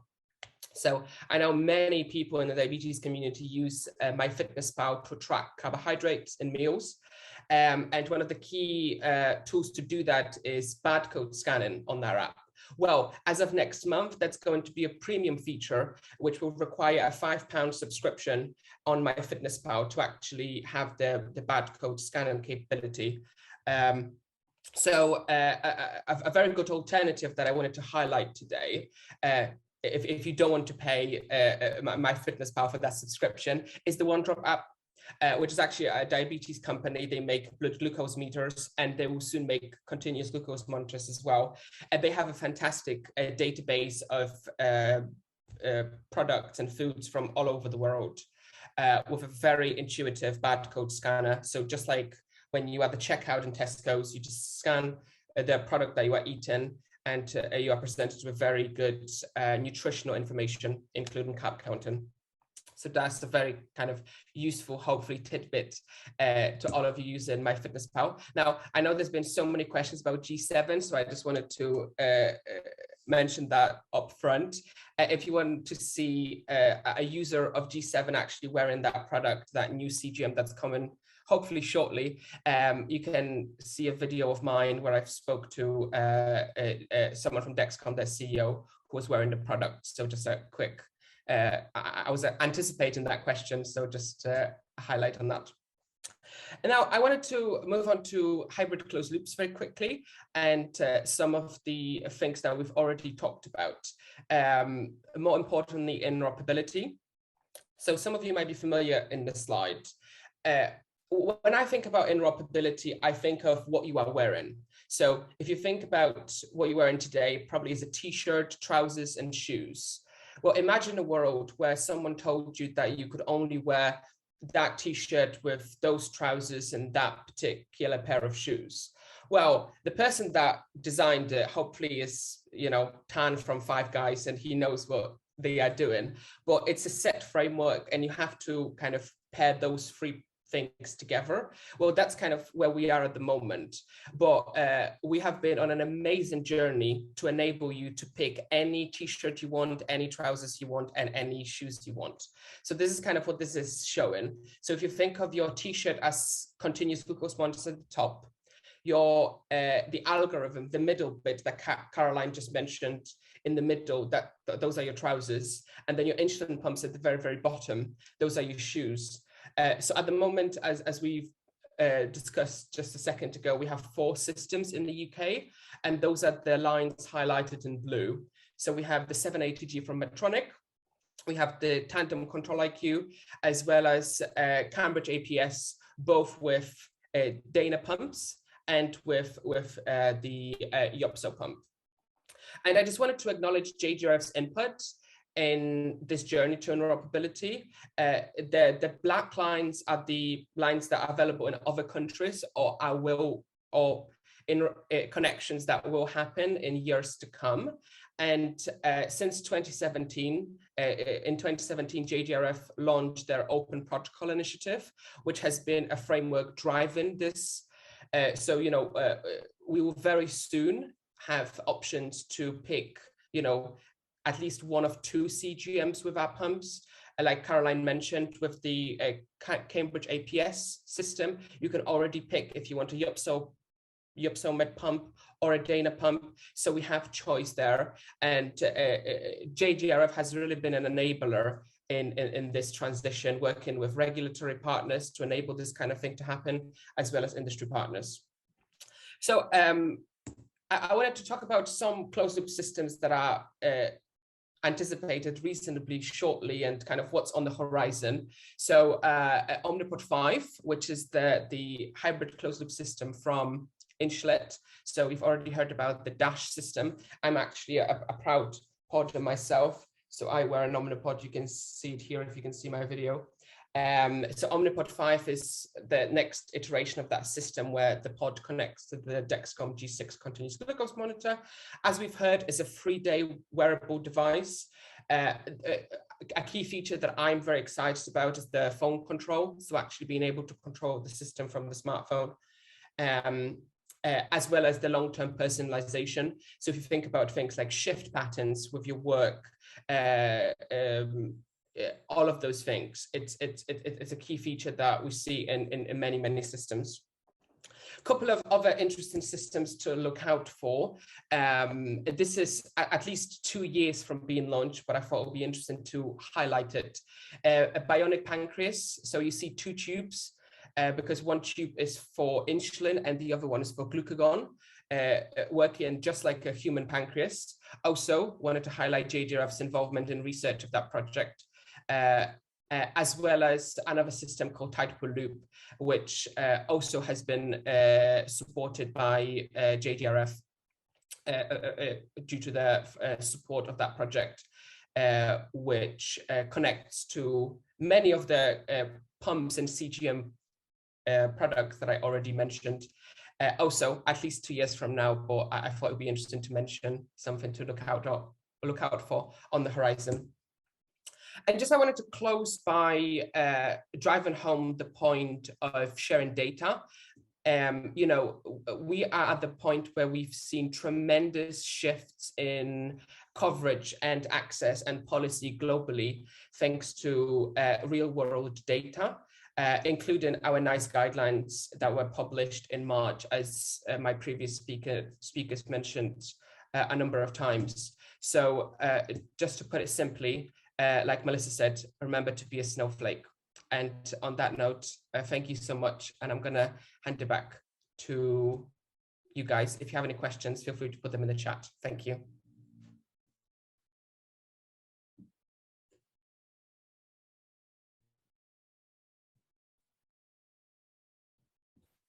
Camille, thank you so much. There's just so much going on out there, isn't there? I mean, it's amazing. The rate of change can be quite overwhelming, but a really fantastic overview of some amazing stuff that's out there and available now, which is just fantastic. And thank you so much.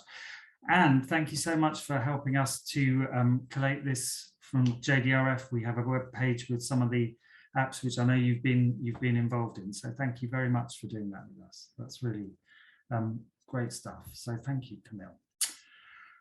I believe next is another comfort break. So yeah, we are running very slightly behind time, but we're still going to keep and have a comfort break. And as I mentioned before, JDRF is a charity.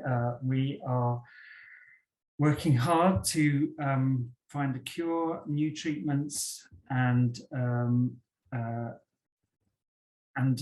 prevention for type 1 diabetes. And we're working hard to widen access to treatments and technology in the UK and as part of our global work. And one of the things that is quite important to us is getting people involved in fundraising and activities. And once again, there is the QR code there for you to get involved. And particularly, I just wanted to mention to people if possible.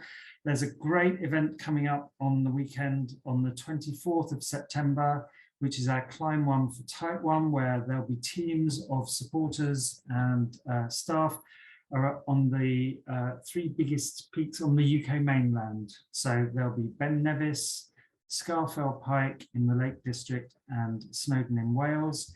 And we'll be going up all of those peaks to raise funds for JDRF. I'm going to be going up Scafell, just so you know. So Saturday the 24th, if you're available and fancy a bit of a challenge, please join us on one of those walks.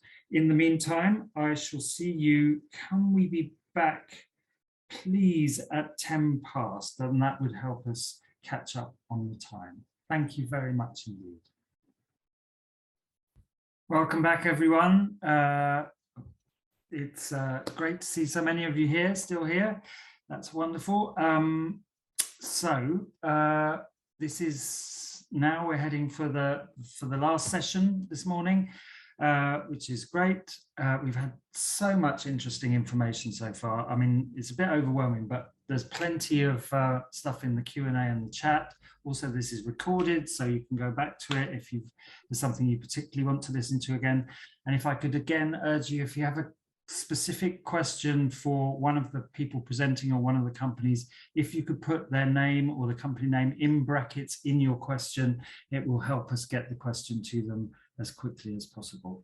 But without further ado, I would like to introduce Candice from CamDiab, who will be our next technology company to present. Over to you, Candice. Thank you very much. I'm just going to share my screen quickly here so I can introduce and take you through CamAPS-FX, the mouthful from the Cambridge Artificial Pancreas System. So we are the world's first closed loop algorithm that is housed on your smartphone to be able to give you the discretion of using a smartphone. So it looks like you are just sending a message or something, but you're actually controlling your child's diabetes. We have done over 15 years worth of research. So this it helps, you feel like you've got trust in the system. We know how it works. And also the clinicians are really pleased to look at making sure that we're getting the outcomes that we would like to be able to support you live a long and full life with type 1 diabetes. It is the only system, closed loop system, available from the age of 1 up and including pregnancy as a result of this research. We're continuing to do research to get more and more evidence so we can support the funding and reimbursement. So CamAPS has shown that we can deliver via this clever algorithm outcomes that are sort of top notch, but with the least effort, because you want to live your full lives with diabetes rather than diabetes living your lives. So it's really designed around ease of use, reducing the burden of living with type 1 diabetes. We also offer choice. So we have a link with Dana Eye or the Ipso pump. We also link with Dexcom and shortly, beginning of next year, we will link with Libre 3. So you will have a choice of systems. We at the moment are an Android only system. Our iOS app is in development and will be available, we are hoping, next year sometime. So again, offering you choice through a product that is being used. Data visualization is really important, as Melissa was going through earlier. And so we use Diasend at the moment, or Gluco shortly at the beginning of next year, to share that information with parents as well as healthcare professionals. This information is automatically streamed from the app every 5 to 10 minutes. It has also got SMS alerts that is allowing sort of guardians or loved ones to be able to receive immediate notifications if something has gone wrong. And we're also working on other follow systems. Just aware that I've missed a really important slide. So CamAPS is the most advanced algorithm. As Caroline was saying, it has adaptive learning, so it learns in 3 different ways. So overall learning about you, it learns between days. So every hour it's assessing, is today a normal day or is it a different day? Type 1 diabetes, every day is a different day. And it also helps learn around meals and that post-meal support that often is so crucial in managing your glucose levels and bringing it back down. So it's constantly adjusting, it's learning, developing, growing a picture and learning as children grow or as life changes and seasons changed. And importantly, that learning is transferred. If you upgrade your phone or you want to change devices, it can be transferred with you. So it's making the system future-proof because the app is very easy to update, as well as because we designed it on an app, it is interoperable. So as new technology and new developments happen, new pumps, new CGM, we would be able to potentially partner and provide you with that choice that suits you as an individual or a family. So thank you very much for listening. If you do want to find out any more information, there's our website, email address and phone number, but otherwise I'm happy to take questions.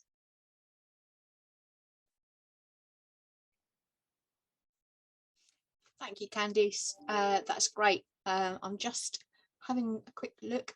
There don't seem to be any questions coming in for you at the moment, but give it a moment, I'm sure there will be.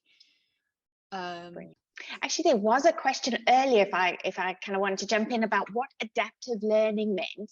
And Roman Havorka is the sort of genius behind the system who's been developing it all these years, and he beautifully explains how it learns and how it delivers insulin. We don't have time to go into that detail now, but if you want to look at our YouTube channel, so CamDiab's YouTube channel, or on our online training platform, I've popped the link in the Q&A to have a listen to what he says and how it learns and adapts. Okay, thanks ever so much, Candice. That's all we've got time for now, but absolutely look in the Q&A function. I will do. Thank you very much. much. Thank you very much. Thanks again, Candice and Lesley. I would now like to hand over to Deborah from Liquide. Hi. Hi. Hi, so I'm Deborah and I'm going to talk to you about the Tandem T-Slim pump, which is distributed here in the UK by Liquide. So as you can see, it's a small slim pump with the interface the same size as a credit card. It has a safety lock on the screen of 1, 2, 3 to open the device, because everything in the pump is touchscreen. All interaction will be touchscreen. It's a tubed pump, so no need for a second device. And insulin is delivered from a filled cartridge via the micro delivery system, which allows for a pulse-like action for absorption of the insulin. It can be used as a basic pump for a profile set delivery rate, but it's also used with one of 2 different algorithms if the patient has got Dexcom CGM set. Okay, so the basal IQ is a predicted low glucose insulin suspend feature to reduce the severity and frequency of hypos. And then there's the control IQ feature, and I'm just going to try and share my screen.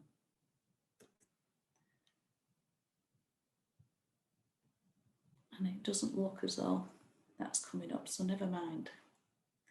Okay, so the control IQ, it's a closed loop hybrid system to manage the treatment of highs and lows.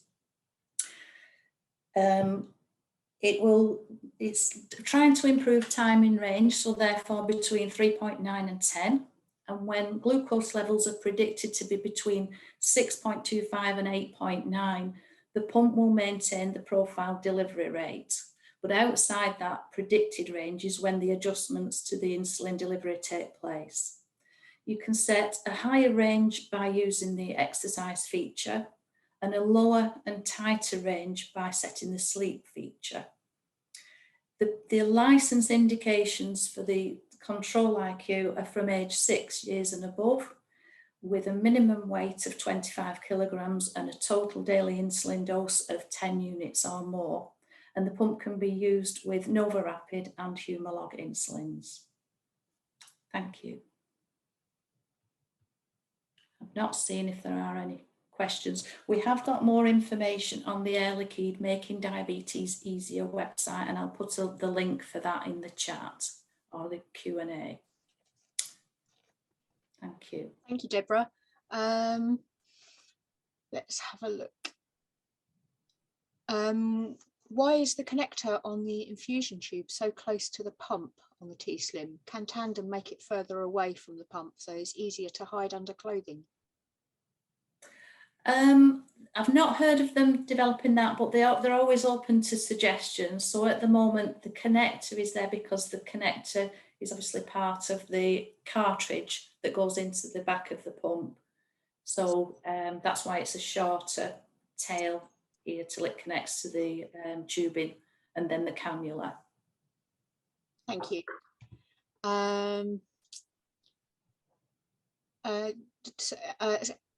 Lynn is asking, so it does regular basal delivery all the time except outside 6.2 and 8.9? It will deliver at the profiled rate. It's not at that range. It's when it's predicted to be within that range. Yeah. Thank you. And when will there be an iOS phone app, so an Apple app to control the pump? That's the $1 million question, I think, over here. Obviously, in the US, they've got an app where they can bolus from their phone over in the US, and that is being developed and just adapted for use in the UK, and we're all awaiting that imminently. And as soon as it becomes available, I'm sure we'll be singing and dancing, telling everybody about that. Thank you. So time for one more question. So Tandem can be used with Fiasp and Yumjev insulins as well, right? So it's licensed with NovaRapid and Humalog, but people do use other insulins in the pump. They would be classed as off-license use and at the discretion of the healthcare provider in their clinic. So they are used frequently by patients, we do know that, but they're classed as off-license use. Okay, thank you. That's all we've got time for now, but there are more questions coming in the Q&A, so perhaps you could type that. Have a look at that and I'll share the link for the website as well. Thank you very much. Thank you. Thanks very much for that, Deborah and Lesley. That's once again really informative. And now our next technology company representative, we have Jodie from Abbott. Over to you, Jodie.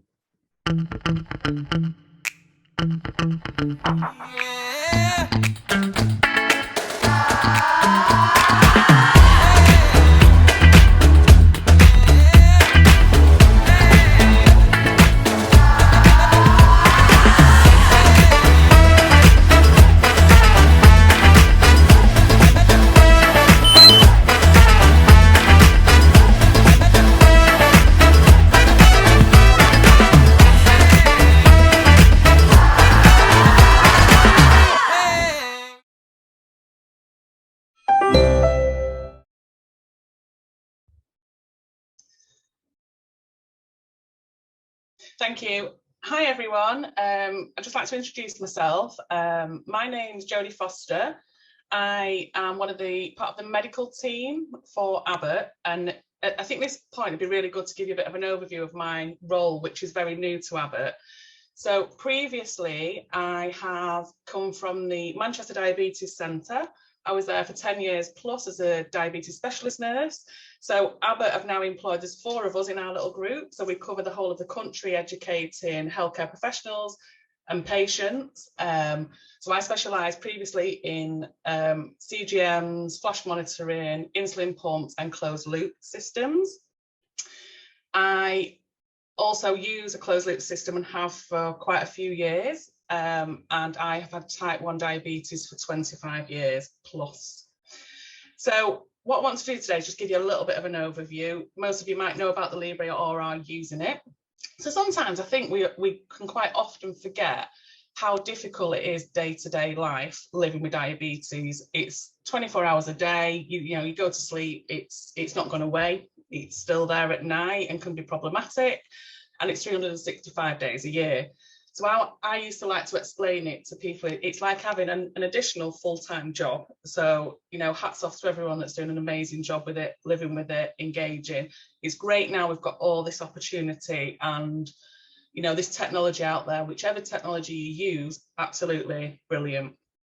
So this is where devices, for example, like the Freestyle Libre system, make a massive impact on people living with diabetes. It's really easy to apply. It can be worn for up to 14 days. Most people would agree it's quite small and discreet, especially the Libre 3. Sometimes I look for it on my arm, I can't work out where it is.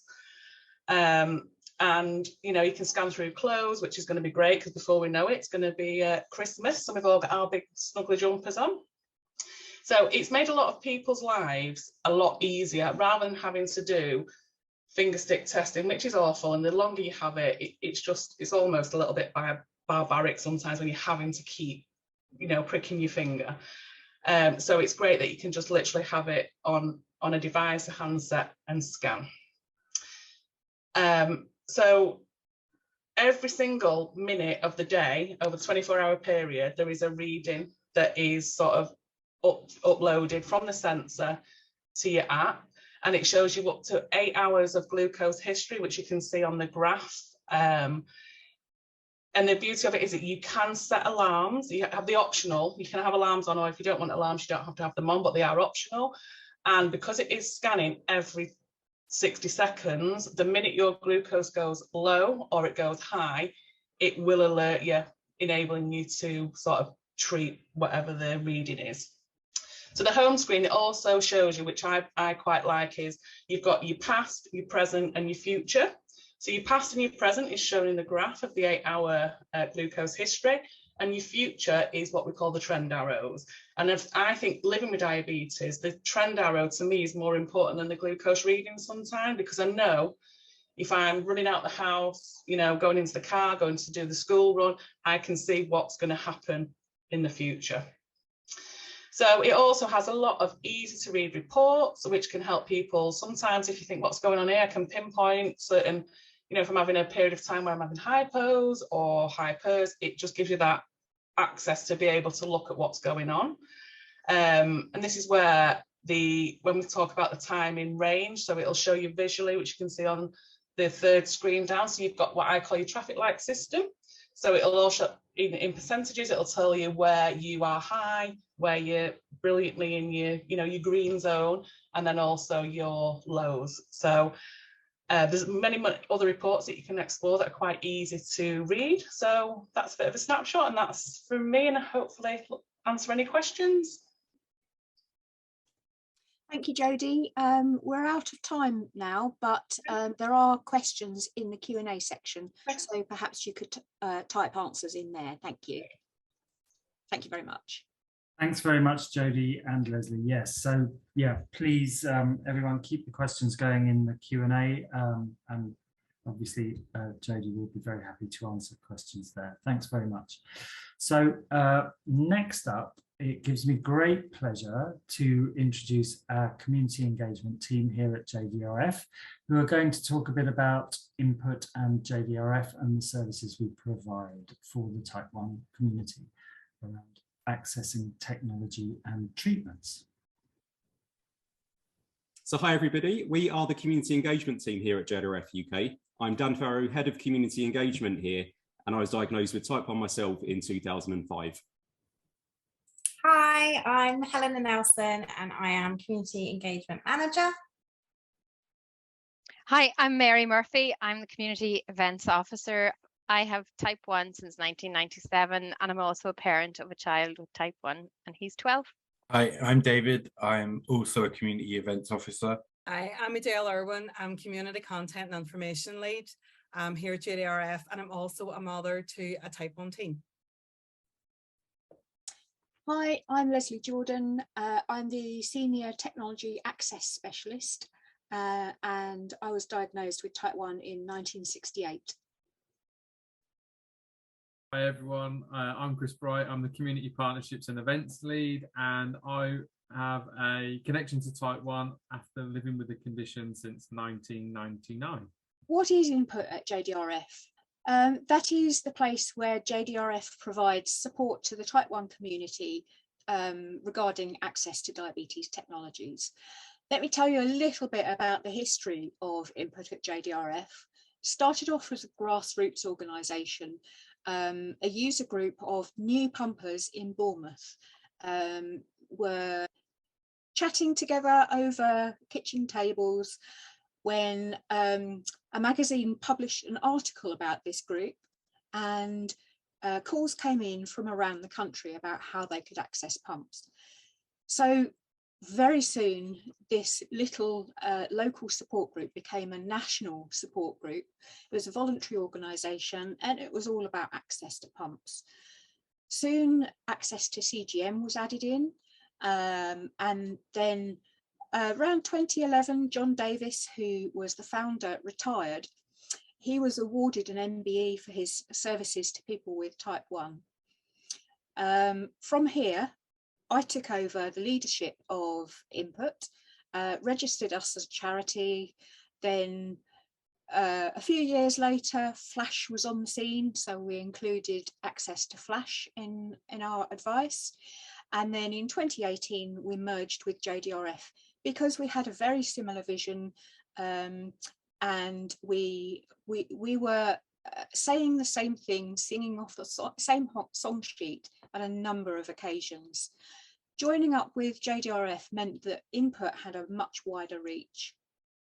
So now the Input at JDRF service looks like this. It offers trusted information about access to technology. We update the website regularly with tech access information that's relevant across all 4 nations of the UK. We offer key insight through our involvement with groups and networks such as healthcare professional groups, medical technology companies, and of course the lived experience from the voice of people with type 1. We offer guidance that's a specific one-to-one support around individual cases and access to tech. So what does Input at JDRF Help look like? So essentially we provide as much support as we can for people from the type 1 community that get in touch with us, essentially through social media, our website and email, to give them the best advice we can, and we always have an answer. Even if we can't provide the answer ourselves fully, we'll always provide a signposting opportunity and we'll get the people that get in contact with us into the right place. We answer usually by email, but we may ask questions for more insight. So we may come back to people should we need to ask for more information to help with that request.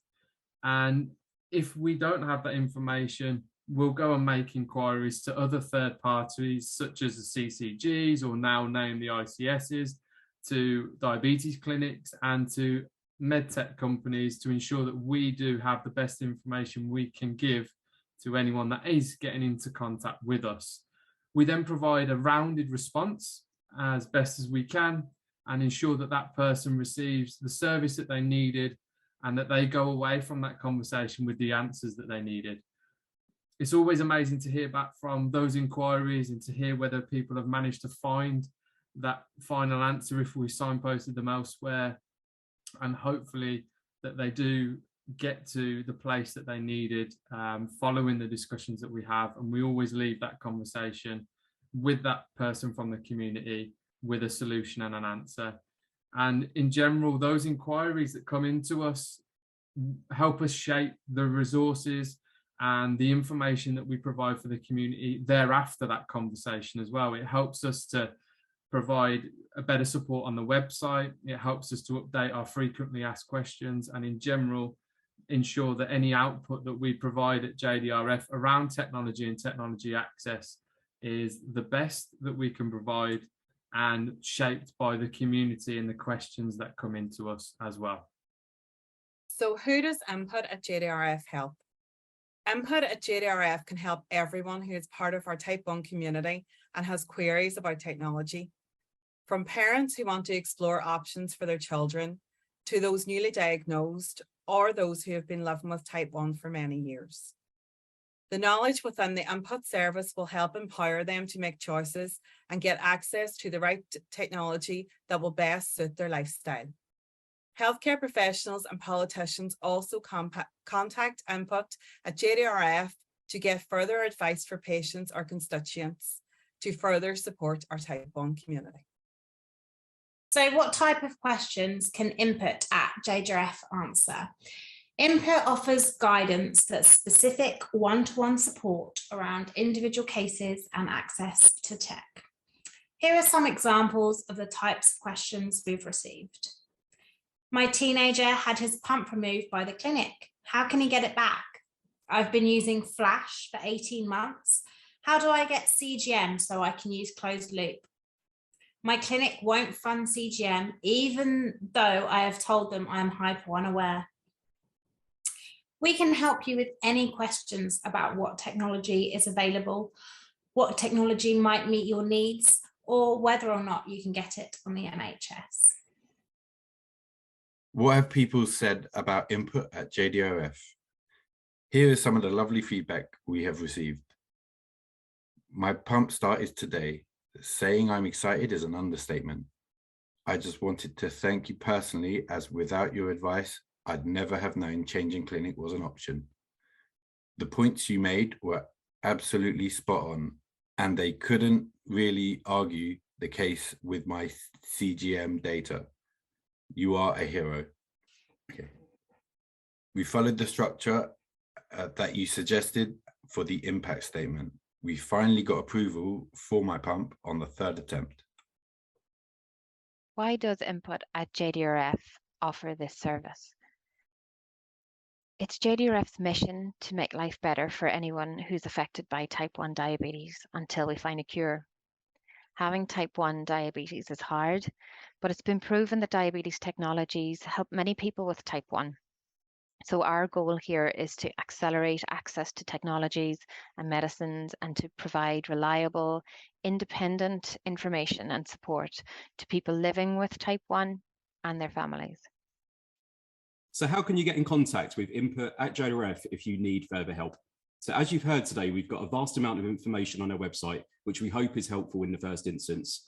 If you do need to get in contact, please email us at outreach@jdrf.org.uk, providing as much detail as possible, and we'll be happy to help. There's an introduction to the input at JDRF team. We're very happy to hear from you, always looking to answer your questions. So please don't hesitate to get in contact with us. Bye. Thank you. Thanks. Thank you.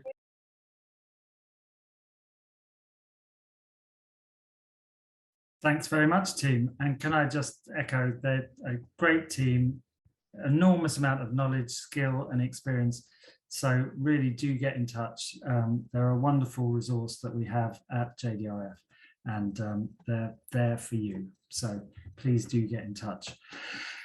Now, I would like to introduce Chris and hand over to the Lived Experience panel. The panel has kindly come together this morning to help demonstrate the lifestyle benefits and that the small as well as more advanced diabetes technologies can help with in managing Type 1 diabetes. So over to you, Chris. Thanks very much, Alan. I'm delighted to be chairing and guiding this discussion today. It's going to be a really exciting opportunity for us to speak to a panel of people impacted by Type 1 diabetes to give us some really insightful lived experience everyone comes from a variety of different backgrounds and are utilising different types of technology to support living with the condition. Each person comes from a different location and all will have a different view on their use of technology and why they've picked their particular tech products and solutions. So we're really delighted they're all here to bring us some of the information you've heard today to life and really showcase it in our Type 1 community. So a big welcome to the panelists. And I'm just going to run around each person with each question, and I'm going to direct those questions as well to each person. So first of all, we're going to start with some introductions. So first up is Emma. So Emma, do you want to unmute yourself and give us an introduction, just briefly if you can, around how long you've had Type 1, how you manage your Type 1, and what are your sort of life interests? What do you get up to with Type 1? Okay, so my name is Emma. I'm actually a parent of a Type 1 child who's 11. He was diagnosed last year in March, so we're still pretty new to this. But he's a keen footballer and swims competitively as well. So yeah, we've got a busy life. Brilliant. And then Shane, do you want to go next? Yeah, 1 second. Hi everybody, I'm also a parent to a Type 1 child named Jensen. Jensen was diagnosed at just 20 months old. He's now 3.5. We left hospital with a pump, which I think's a bit of a rarity. And then about a year later, we swapped to using the CamAPS, so we're now closed loop as well, which has been a bit of a life changer for us. Yeah, no, I can imagine. And do you want to intro yourself next, Tom? Hey guys, so I'm Tom. I'm from Derbyshire. I've had diabetes near 16 years now in November. I started with the Flex pens back in 2006, and now I'm on the Smart pens, the Smart insulin pens. I've had a Daphne course, so that really helped me with carb counting. I'm on Nova Rapid and Lavamere now. And in terms of my life and my lifestyle, I'm a busy teacher, SEN teacher. I am a father to young Harry, who definitely keeps me on my toes and very busy. So yeah, things can be tricky and hard, but with my new Smart pens, it's really just transformed my diabetes and management. And yeah, I'll talk a little bit more shortly about them. Brilliant. And then next up, let's go Paul. Hi, I'm Paul. I've been living with Type 1 diabetes for 45 years. I was diagnosed at the age of 5. I've seen some huge changes in technology, from single daily injections and peeing in a cup and testing urine. And these days I'm using a CamAPS hybrid closed loop. I've previously used a Medtronic closed loop and a DIY hybrid closed loop, and about 6 or 7 different insulin pumps over the years. Outside of diabetes, I like to run. So I did 40 half marathons in my 40th year of living with Type 1 diabetes. I've done some work with Chris in the past to host conferences about sport and Type 1. And although I'm not a healthcare professional, I also have a master's degree in diabetes practice. Thanks for that, Paul. And next up, can we go Ashley?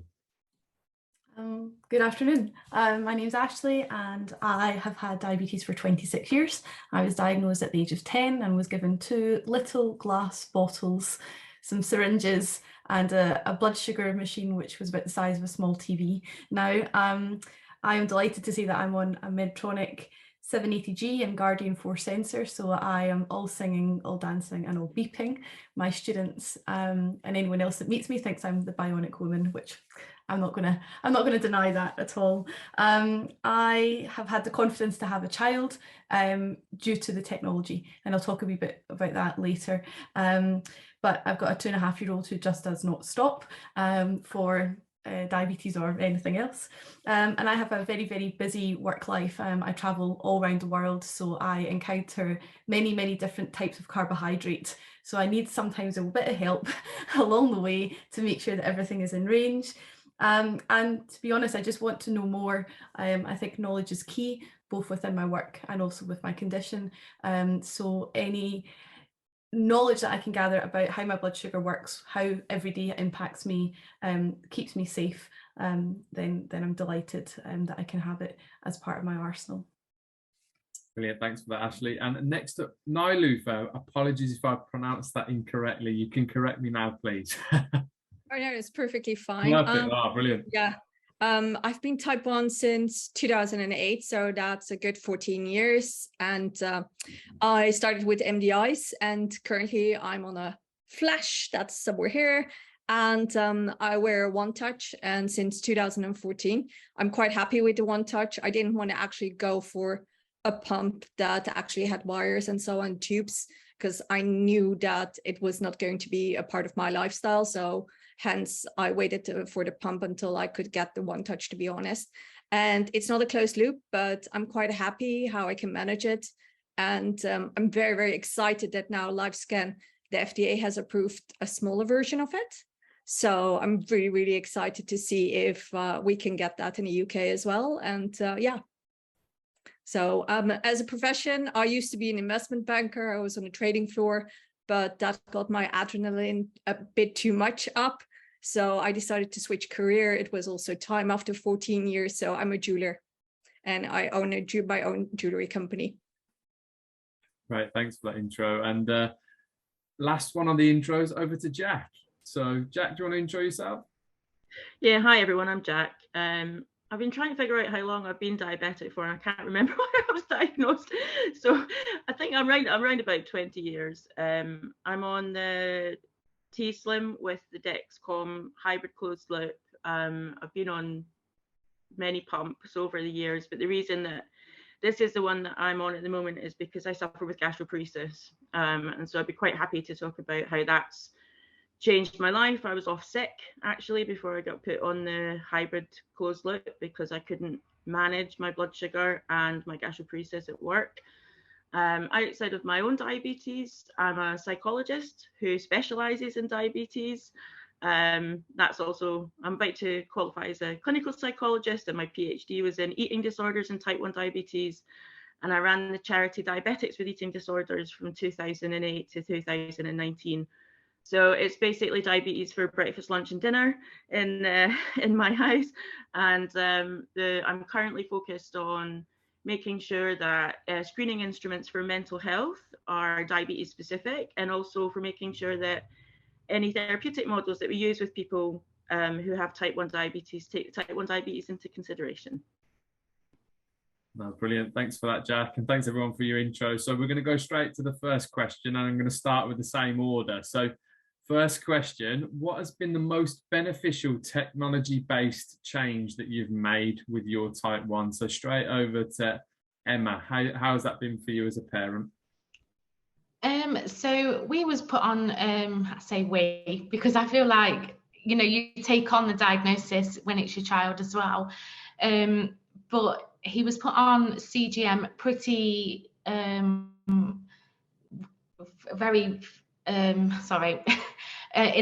was diagnosed in the March and he was put on it CGM on the April, and that absolutely changed just the way that we looked at it. There was no more getting up at 2 o'clock in the morning to check his bloods. So that was, for me, I got my sleep back. And then in November, he was put on T-Slim as well. That to us has been absolutely a life changer. Connor was suffering quite a bit with his mental health, just because it was such a new diagnosis. But eventually, after he was put on the pump, it gave him the confidence to take charge of his diabetes, because he has got it for the rest of his life until we do find a cure. And so he needed to take charge because he's 11 now. And so he's going into high school this year. And that's gave me the confidence that he is able to look after himself, really. It's the little things like not having to wake him up if he's hyper in the night, not having to wake him up to give him an injection. I can just take charge of the pump and see if it is offering a correction for him, if Control IQ isn't working. and yeah, it's just been really beneficial, both going on the CGM, he's on Dexcom, and going on T-Slim. So, you know, they talk to each other.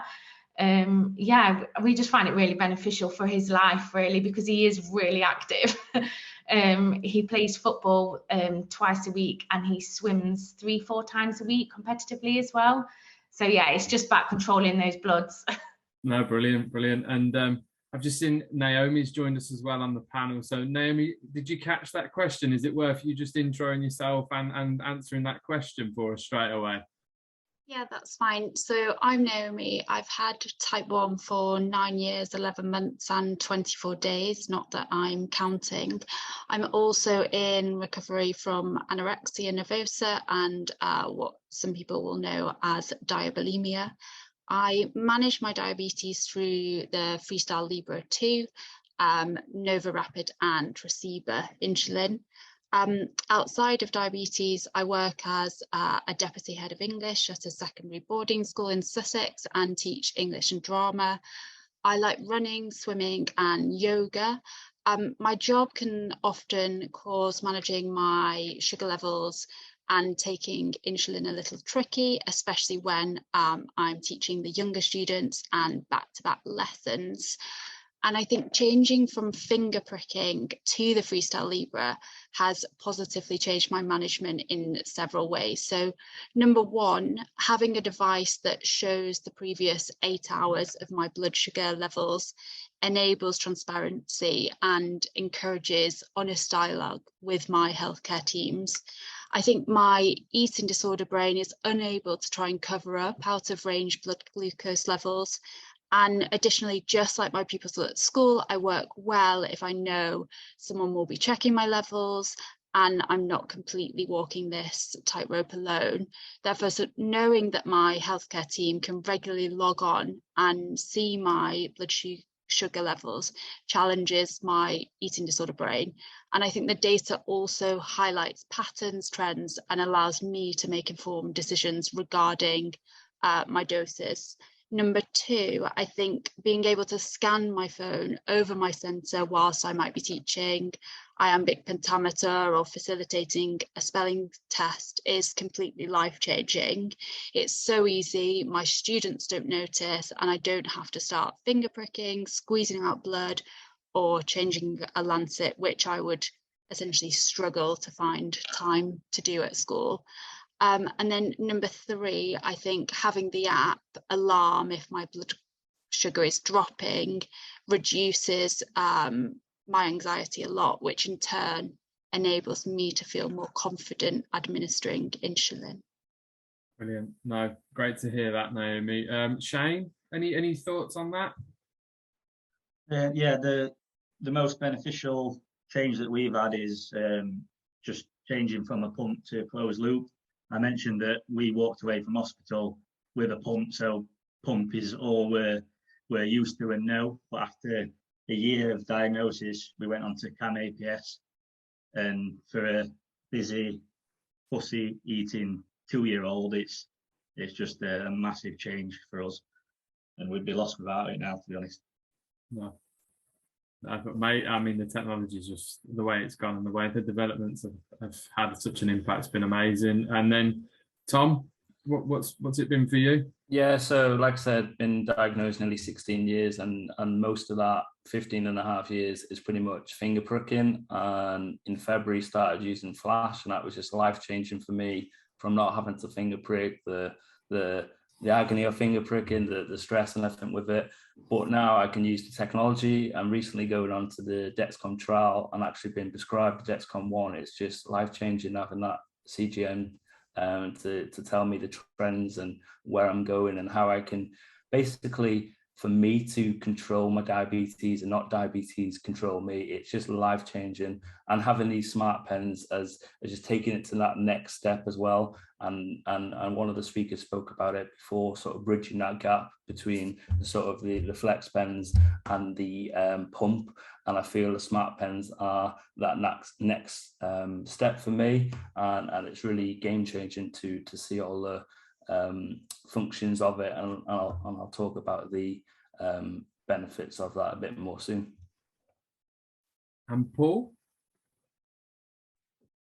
So I think the biggest change for me was switching to CGM. I was an early adopter in 2011, self-funding on Dexcom.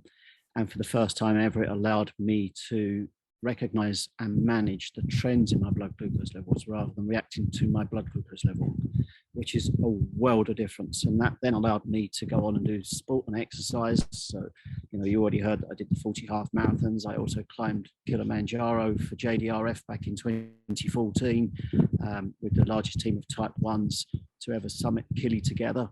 And without the CGM, I don't think any of that would have been possible. So that's probably the biggest life-changing thing.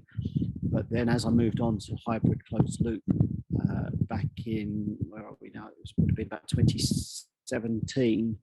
It was the first time in 40 years that I've been able to sleep through the night. And that's a game changer. Yeah, no, definitely. I think there's a few people now that have said the word game changer. I think a lot of this technology has been game changing at different points in different people's journeys. So what about for you, Ashley? Yeah, so for me, I was one nighttime hypo away from it being seriously life-changing. So I have no or had no hypo awareness at all, and would fit during the night. Absolutely terrifying. It happened on my wedding night and an ambulance was called. A week later, I was fitted with one of the first Libras, and it absolutely changed my life.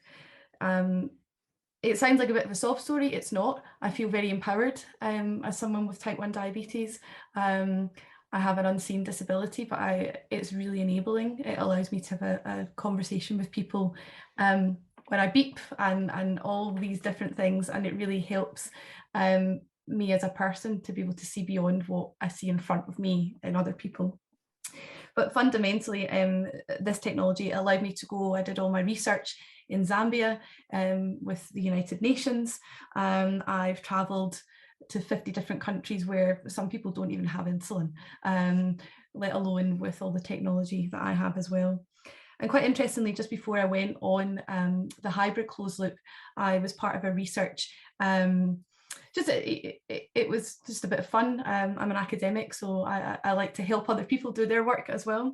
And I made 297 extra decisions per day than I did in comparison to non-type 1 diabetics. So the research was around just kind of food and calculating the stop and kind of, I have to wait and I have to calculate this and I have to do that. I don't know how many more decisions I make in comparison to my diabetic, non-diabetic colleagues now, but I can guarantee you it's not 297. And like everybody else, I sleep better. Even with a 2-year-old, I sleep better. So my diabetic kind of child has been giving me a little bit less jip, whereas my 2-year-old will continue to do that, I think, forever. Brilliant. No, great to hear the development, Ashley, and the way it's changed your life. Nilufer, what are your thoughts on that? Oh, you're on mute. Sorry about that. There you go. I forgot even that I actually did self-fund Dexcom ages ago as well, before I even started with the pump, because I want to see what trends were. And I'm always very much interested in the latest technology with everything. But for me, the life changer has been really not Dexcom, but LifeScan. Really, I think it is. I find it so convenient. I forget even under which arm it is. I have to try to feel it, and just no longer fingerprinting. It's just like it is a mental thing. I think that if you can go through life without actually seeing your own blood like 7-8 times per day, it just is actually so positive. Yeah. No. But I haven't actually tried a new pump, and I know that everybody is talking about a closed loop system, but like I'm very hypo aware, so I haven't had like many issues yet in life, and I'm going to knock some wood here. Well, thank you for that. And Jack, are you still there? Yeah, I'm here. Sorry, Yeah. I had problems there, but I think my story is probably quite similar to Ashley's. I was fitting at night. it was getting ridiculous. And then a very good friend of mine passed away from having a hypo in her sleep, and immediately my blood sugar just went through the roof because I didn't feel safe to go to bed on anything less than a high blood sugar. And because of my history with diabulimia, my doctor was like, oh, here comes the huge red flag. So they put me on, I was an early adopter of the Medtronic N-Lights. And the peace of mind just to sleep and know that you're going to be able to wake up. And obviously I was mourning as well. The person who I lost was very, very close to me. So that it was absolutely and utterly game changing, because my mental health has always been the biggest struggle when dealing with my diabetes. And getting put on the closed loop, I don't know how much you guys know about gastroparesis, but the kicker about gastro is that you don't know when your food's going to digest. So if your food decides to digest at 3 o'clock in the morning, then you're going to wake up and you're going to feel like utter death. And the higher your blood sugar is, the slower your stomach moves as well. So it was just a lose-lose situation before I got put on the closed loop. My time in range before I went on was 50%, and that's even with all of the efforts that I was making. And my time in range, I was regularly in the 90%, and I'm back at work. So like, I can't really understate the importance that that's been for me. Like, my whole life has been about getting to the point where I'm working with people with diabetes psychologically. So to be so close to that end goal and having taken away by diabetes was absolutely heartbreaking. So yeah, that's been the game changer for me, is that I actually can work, which is something that you take for granted until you don't, I think. Wow.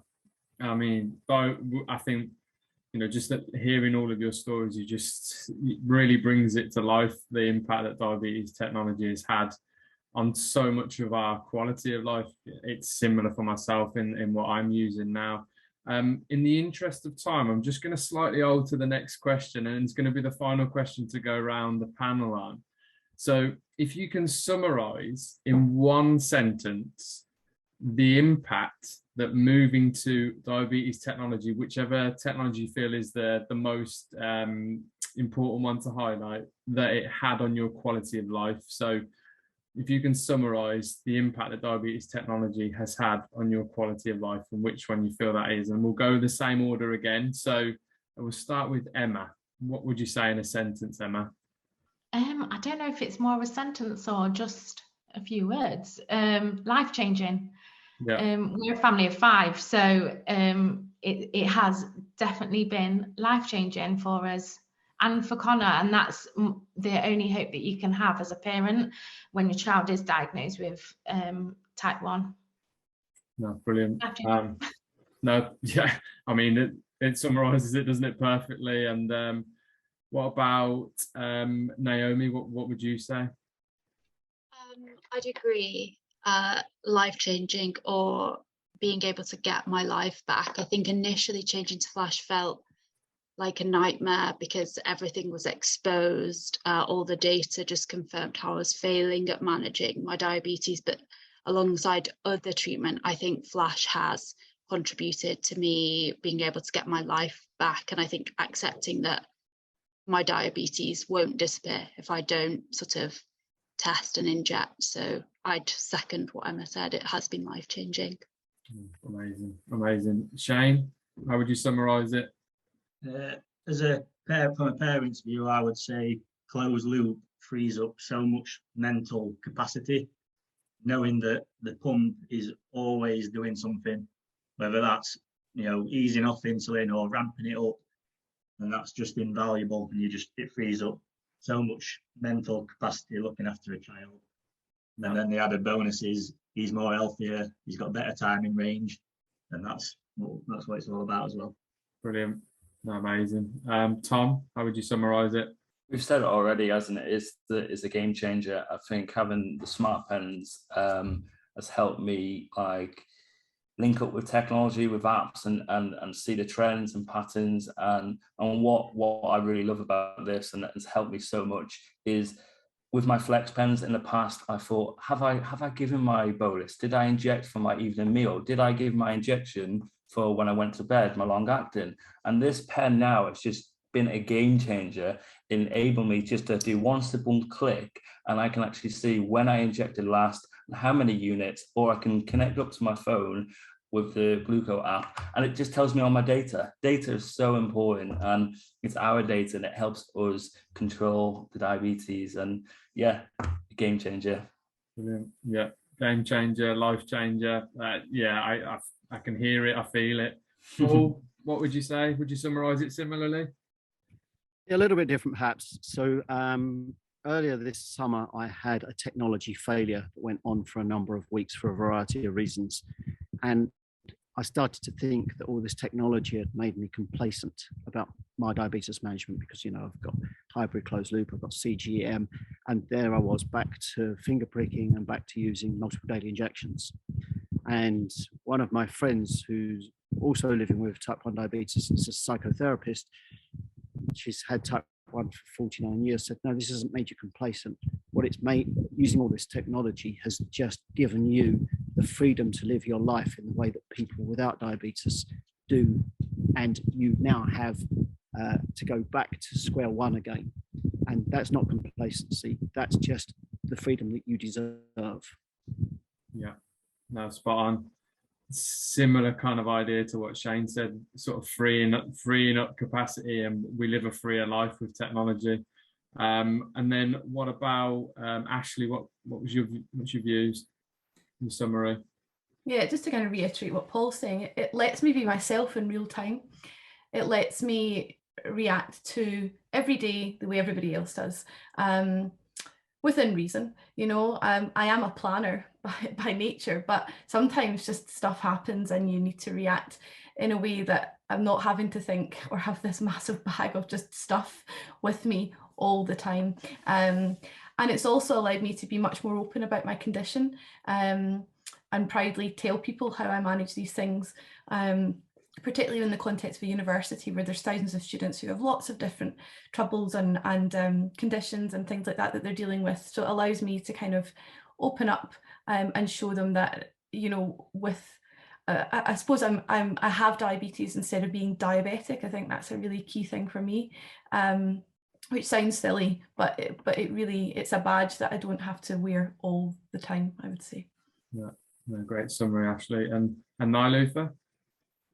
I would say actually being the pump is actually much more life-changing probably than the scan or the CGM, because the pump, I mean, I was on MDIs and I know, like, you know, Levemir didn't work, Lantus worked, but then it didn't work. So no concern anymore in life about like, is my background fine, or if something is wrong, I know it's technology related, I can just rip out that pump, put a new one on. If that's not okay, I can just throw away the insulin, try a new insulin, you know, things go off. But like, I think that's life-changing, just being able to breathe, that I have something that is mimicking my pancreas really, and I don't have to overthink about that. Yeah, brilliant. Yeah, that freedom of thought around dosing and making it a little bit easier around that. And then Jack, how would you summarize it just to finish us off? I mean, this is going to sound hyperbolic, but it really is the truth. Before I had what I needed, I was incredibly physically and mentally unwell. And I think at best, I would still be incredibly physically and mentally unwell if I didn't have the technology that I needed. But at worst, I would not be here. And that's really been the impact of having that technology for me. And I don't think we could highlight the impact of technology in any greater way than how you just have there, Jack. So thank you for that. And a big thank you to all of you that have joined us on the panel this afternoon. An amazing array of different experiences from different walks of life. I could have keep listening to the insight for longer. I'm sorry that we've cut it short, but I'm also sorry that we've gone over the time slightly that we allotted for the event. But hopefully everyone that's still here and listening felt that was just, you know, so insightful and well worth hanging on for. So I hope everyone's learned a lot from that. Hopefully it's brought a lot to life from some of the information we might have been talking about in terms of technology earlier, and put it into lived experiences. And I hope you enjoyed being a part of that as much as I did. So thank you so much to everyone that gave up their time to be involved. And I'm just going to hand you back over to Alan now to round off the event for us. Can I just add one thing, Chris? Sorry, it's Mary here in HQ. Thank you so much to the panel to go into the chat. There is so much love in there for all you guys. Have a read of it. It'll fill your soul.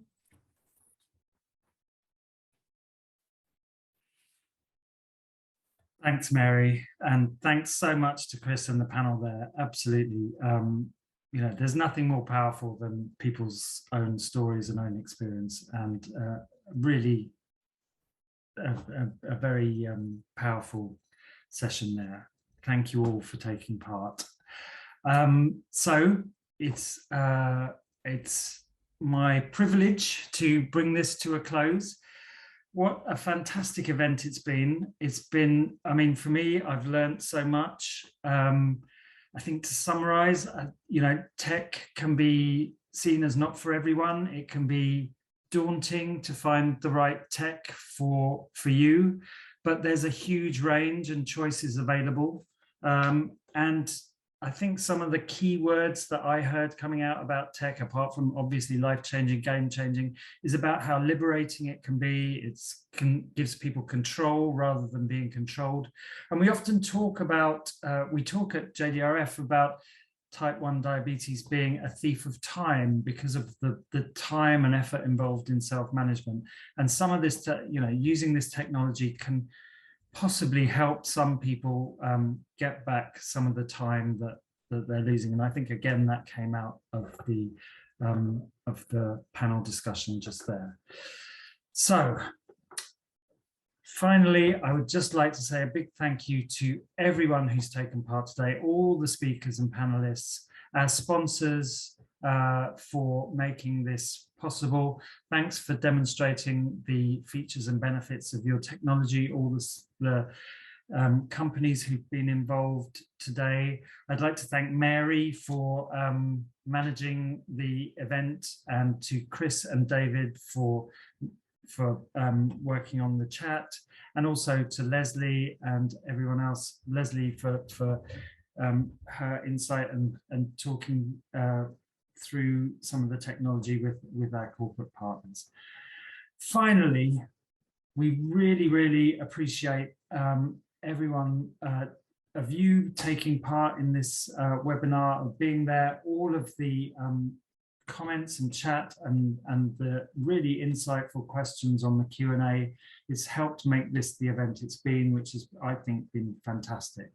So we'd really appreciate your feedback through our evaluation form to let us know what you liked, what we can improve, and what we can do better on future sessions. It will go out on our email later this afternoon. But just to say, although we're shutting down the Zoom at the moment, the visuals, the Q&A and the chat will still be open for another half hour. So if you do have questions or there's things you want to discuss, there will be JDRF staff there, hopefully able to answer your questions. But most of all, thanks again to everyone for making this such a great event. Thank you. I'm going to just add here from HQ, there's a couple of things in the Q&A about NICE and access to technologies. We here, and I put a message in the chat, we here at JDRF fully support this, and NICE is there to widen access on the NHS, not reduce it, to technologies. And it'll just take time for it to move through policy and implement locally. And the other thing then was, like, when you actually have real tech issues, go to the technical help desks on for those companies as a first, because they won't know unless you tell them. And I forget. So thank you so much. I'll be in the background here for another half an hour. Fill your boots with the questions and answers and the chat. And thank you all so much for coming.